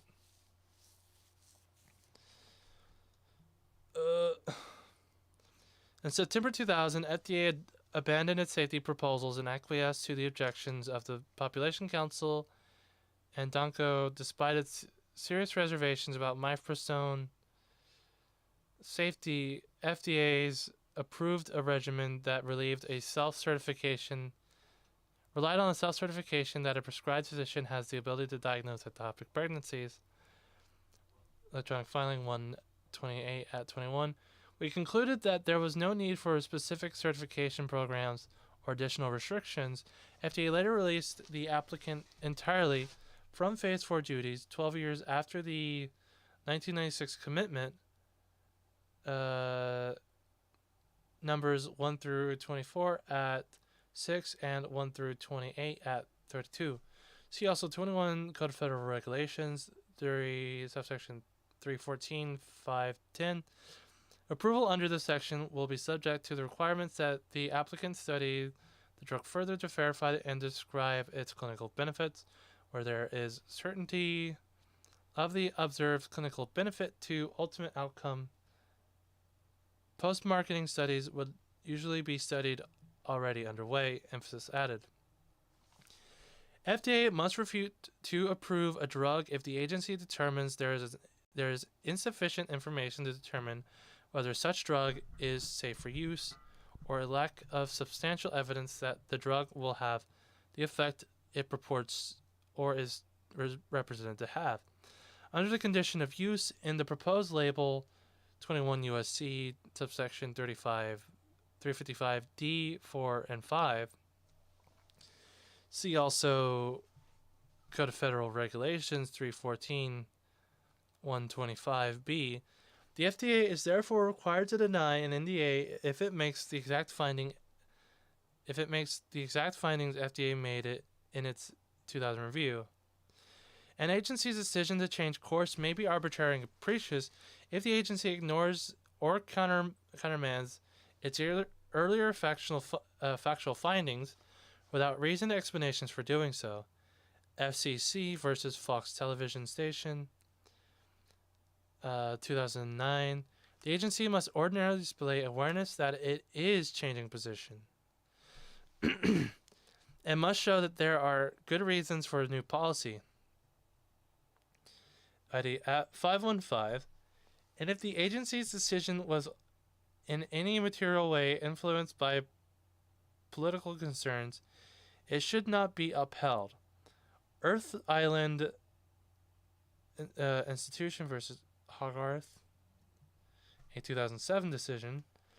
FDA's only acknowledgement of its prior proposal were that the FDA and the applicant were not always in full agreement about the distribution restrictions, and that fulfilling phase 4 commitments would not be feasible. Okay. The court does not second-guess FDA's decision-making lightly, but here FDA acquiesced on its legitimate safety concerns in violation of its statutory duty. Based on plainly unsound reasoning and studies that did not support its conclusion, there is also evidence indicating FDA faced significant political pressure to forego its proposed safety precautions to better advance the political objective of increased access to chemical abortions, which was the whole idea of mifepristone. As President Clinton's Secretary for Health and Human Services, or HHS, explained to the White House, it was FDA that arranged the meeting between the French and pharmaceutical firm who owned the mifepristone's patent right and the eventual drug sponsor Population Council. The purpose of FDA's organized meeting was to facilitate an agreement between those parties to work together to test mifepristone and file new drug applications. ECF number 995 at 14, HHS also initiated another meeting to assess how the United States government, the Clinton administration, might facilitate successful completion and negotiation between the French firm and the American drug sponsor to secure patent rights, eventual FDA approval. ID at 16. In fact, further negotiations to be successfully concluded, the HHS secretary believed American pressures on French firm was necessary. Lars Noah miscarriage in the drug approval process. Mifepristone embroils the FDA and abortion politics. The Clinton administration went to great lengths to bring mifepristone into the United States, from pressuring the hesitant manufacturer to apply for approval, and utilizing a specialized review procedure normally reserved for life-saving drugs to impose unusual restrictions on distribution and promising to keep the identity of the manufacturer a secret. The FDA's approval process deviated from the norms in several respects.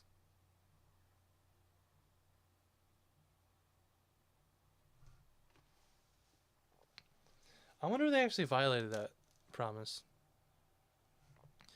Whether FDA abandoned its proposed restrictions because of political pressure or not, one thing is clear: the lack of restriction resulted in many deaths and many more severe or life-threatening adverse reactions due to FDA's lax reporting requirements. The exact number is not ascertainable, but is likely higher than its data indicates, or indicate for reasons previously mentioned. Whatever the numbers are, they likely would be considerably lower had FDA not acquiesced to the pressure to increase access to chemical abortion at the expense of women's safety. FDA's failure to insist on the inclusion of its proposed safety restrictions was not the product of reasoned decision-making, State Farm 463 at 52, to hold otherwise would be tantamount to abdicating the judiciary's responsibility under the APA to set aside agency actions that are arbitrary, capricious, and abuse of discretion, or otherwise not in accordance with law. Pharmaceutical AL Pharmaceuticals Incorporation versus Shalala. Yeah. Quoting USC or DC Circuit 1995, quoting 5 USC subsection 706 2A. Finally, the 2000 approval was also arbitrary and capricious because it violated subpart H. Subpart H, as Scholar noted, the agency took this route so that it could better justify imposing otherwise unauthorized restrictions on the use and distribution of the drug. See NOAA Supranote 62. While the agency action may generally be entitled to a presumption of regularity, here FDA itself acknowledges that its actions has not been regular. It failed to respond to the citizens' petition for years. Bayer 92 sub internal marks omitted.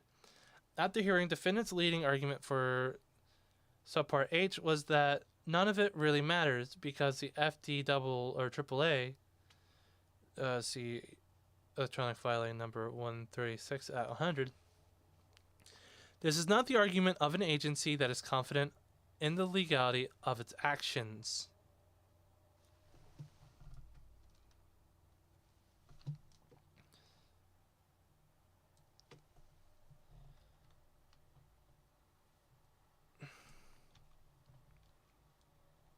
With that, I am setting the rest to the side to read for later.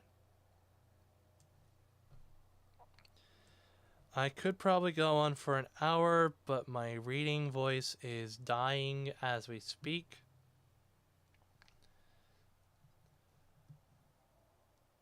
I would rather not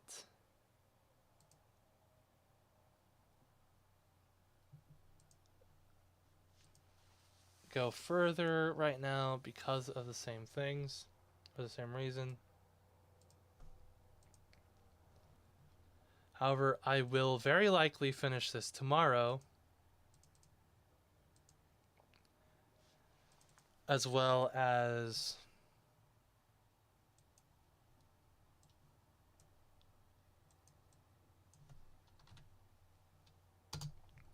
go through the Washington decision.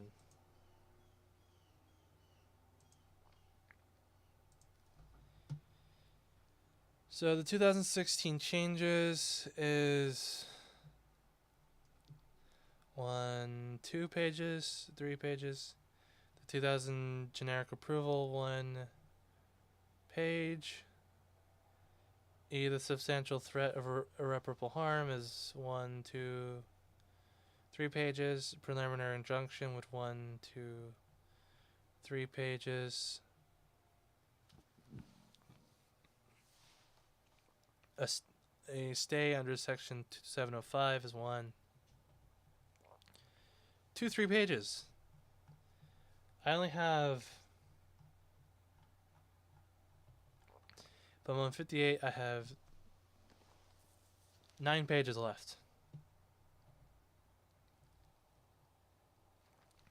So 9 pages left, and then I'm going to approach the 31-page document.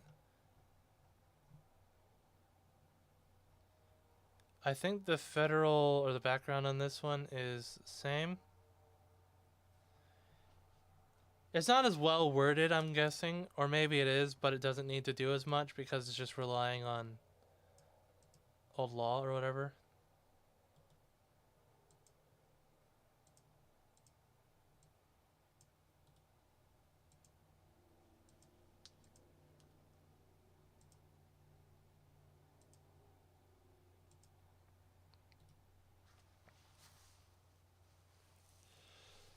Oh, fuck. Oh.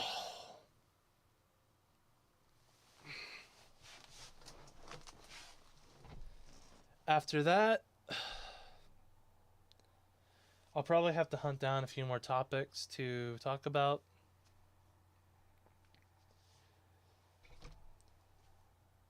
I'll probably just do the show for the abortion topic or the abortion pill topic. It took me 3 hours to clear 23 pages of documents, apparently. Damn, that is a sad state of capacity if that's all I can do within 3 hours.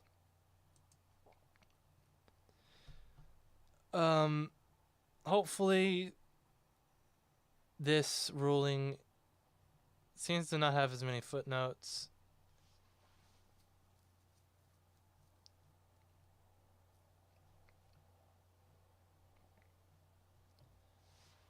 Or if it is, it's all at the very end. This document with the footnotes was the Washington decision. The Texas one, I will say, has been very illuminating.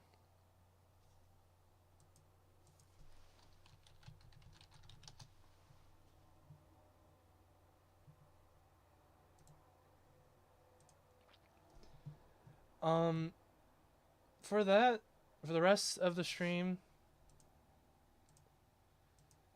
I will probably. No, what am I saying? This is the rest of the stream. I'm wrapping up. This is the end.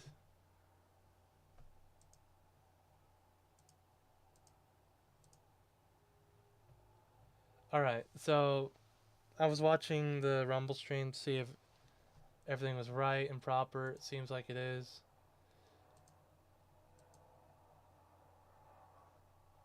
I think Rumble's actually quicker than. Wow, well then. I would like to say to everybody who showed up, to everybody who came to watch, thank you for watching. Thank you for coming to the show. Thank you for listening to me read basically boring bullshit. Well, I say boring bullshit, but it means a lot to people. It's obviously very controversial because AOC is very mad about it. A lot of groups are also mad about it. There's a call to disobey the law, disobey the injunction. Groups in Texas seem to not want to follow it, which is strange.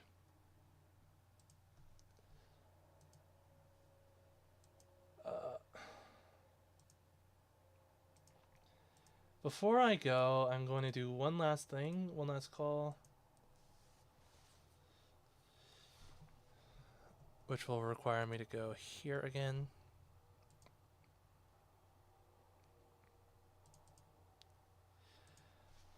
TheDragonsTreasure.com, a haven for anime and tea lovers. If you want to get some tea, if you're a lover of tea, or if you want to try out tea, this is one of the best places to go. I was drinking the Princess Peach Oolong tea throughout the stream. You can actually taste the peaches, and it's like a natural peach flavor. It's got that peach aftertaste to it. It's very good. This man knows how to make. This man has a craft for his tea, and I have every faith that he will satisfy your curiosity and tastes. It's anime themed, so you'll have, if you're a lover of anime, you'll appreciate the references. Some of the references are a little more vague or not as profound or stated because copyrights have been hit on the site because people don't like him using the names like skooma. I forgot what he renamed the skooma one to be. However, you can select all of these types of tea, herbals and rooibos, and teaware. I might be looking to the dojo teacup and teapot and cups for the future. I ordered one of these tins that are coming in. Unfortunately, the black ones are smaller than the white ones.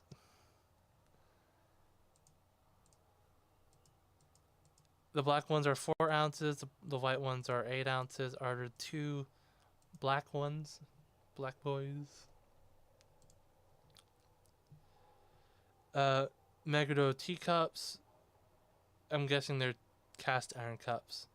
You get different infusers, which is basically just a place to put your tea to dunk into the tea itself. It basically does what this thing does, but rather than putting it in, pouring water in, setting it on the cup, and draining it into the cup after it's brewed, the infuser will just let it sit in there.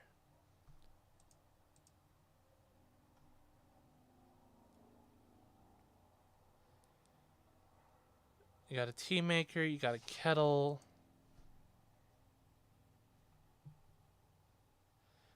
Having problems leaving your tea in for too long or not getting the best temperature? There's no need to worry, the Velocity tea maker will take care of that. Simply put in the leaves, press the button, and what kind of tea, white, green, black, and tea maker will do the work for you. When it's done, simply pour away and enjoy freshly made brew. Perfect for busy people who have enough things to keep track of in the morning and afternoon. Just need hot water. It contains a heat-only option. It makes double as a regular kettle.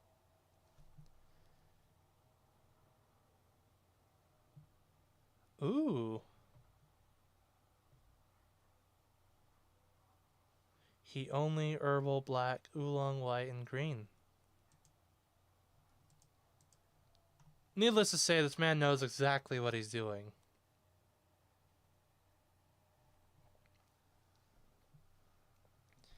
And if you're interested in all of this, in any of this, please, when you go to checkout, use code LAYMAN for a discount of 10% off. It'll save you money on tea that you're getting. If you already shop here, it'll save you what you're already going to get from. And it gives me 5% back. I honestly have an investment here. And if you're not so sure about the tea, you can get a sample pack. Sample pack or beginner samples. Anime pack. Ooh, matcha grade. I didn't realize that was a sample pack.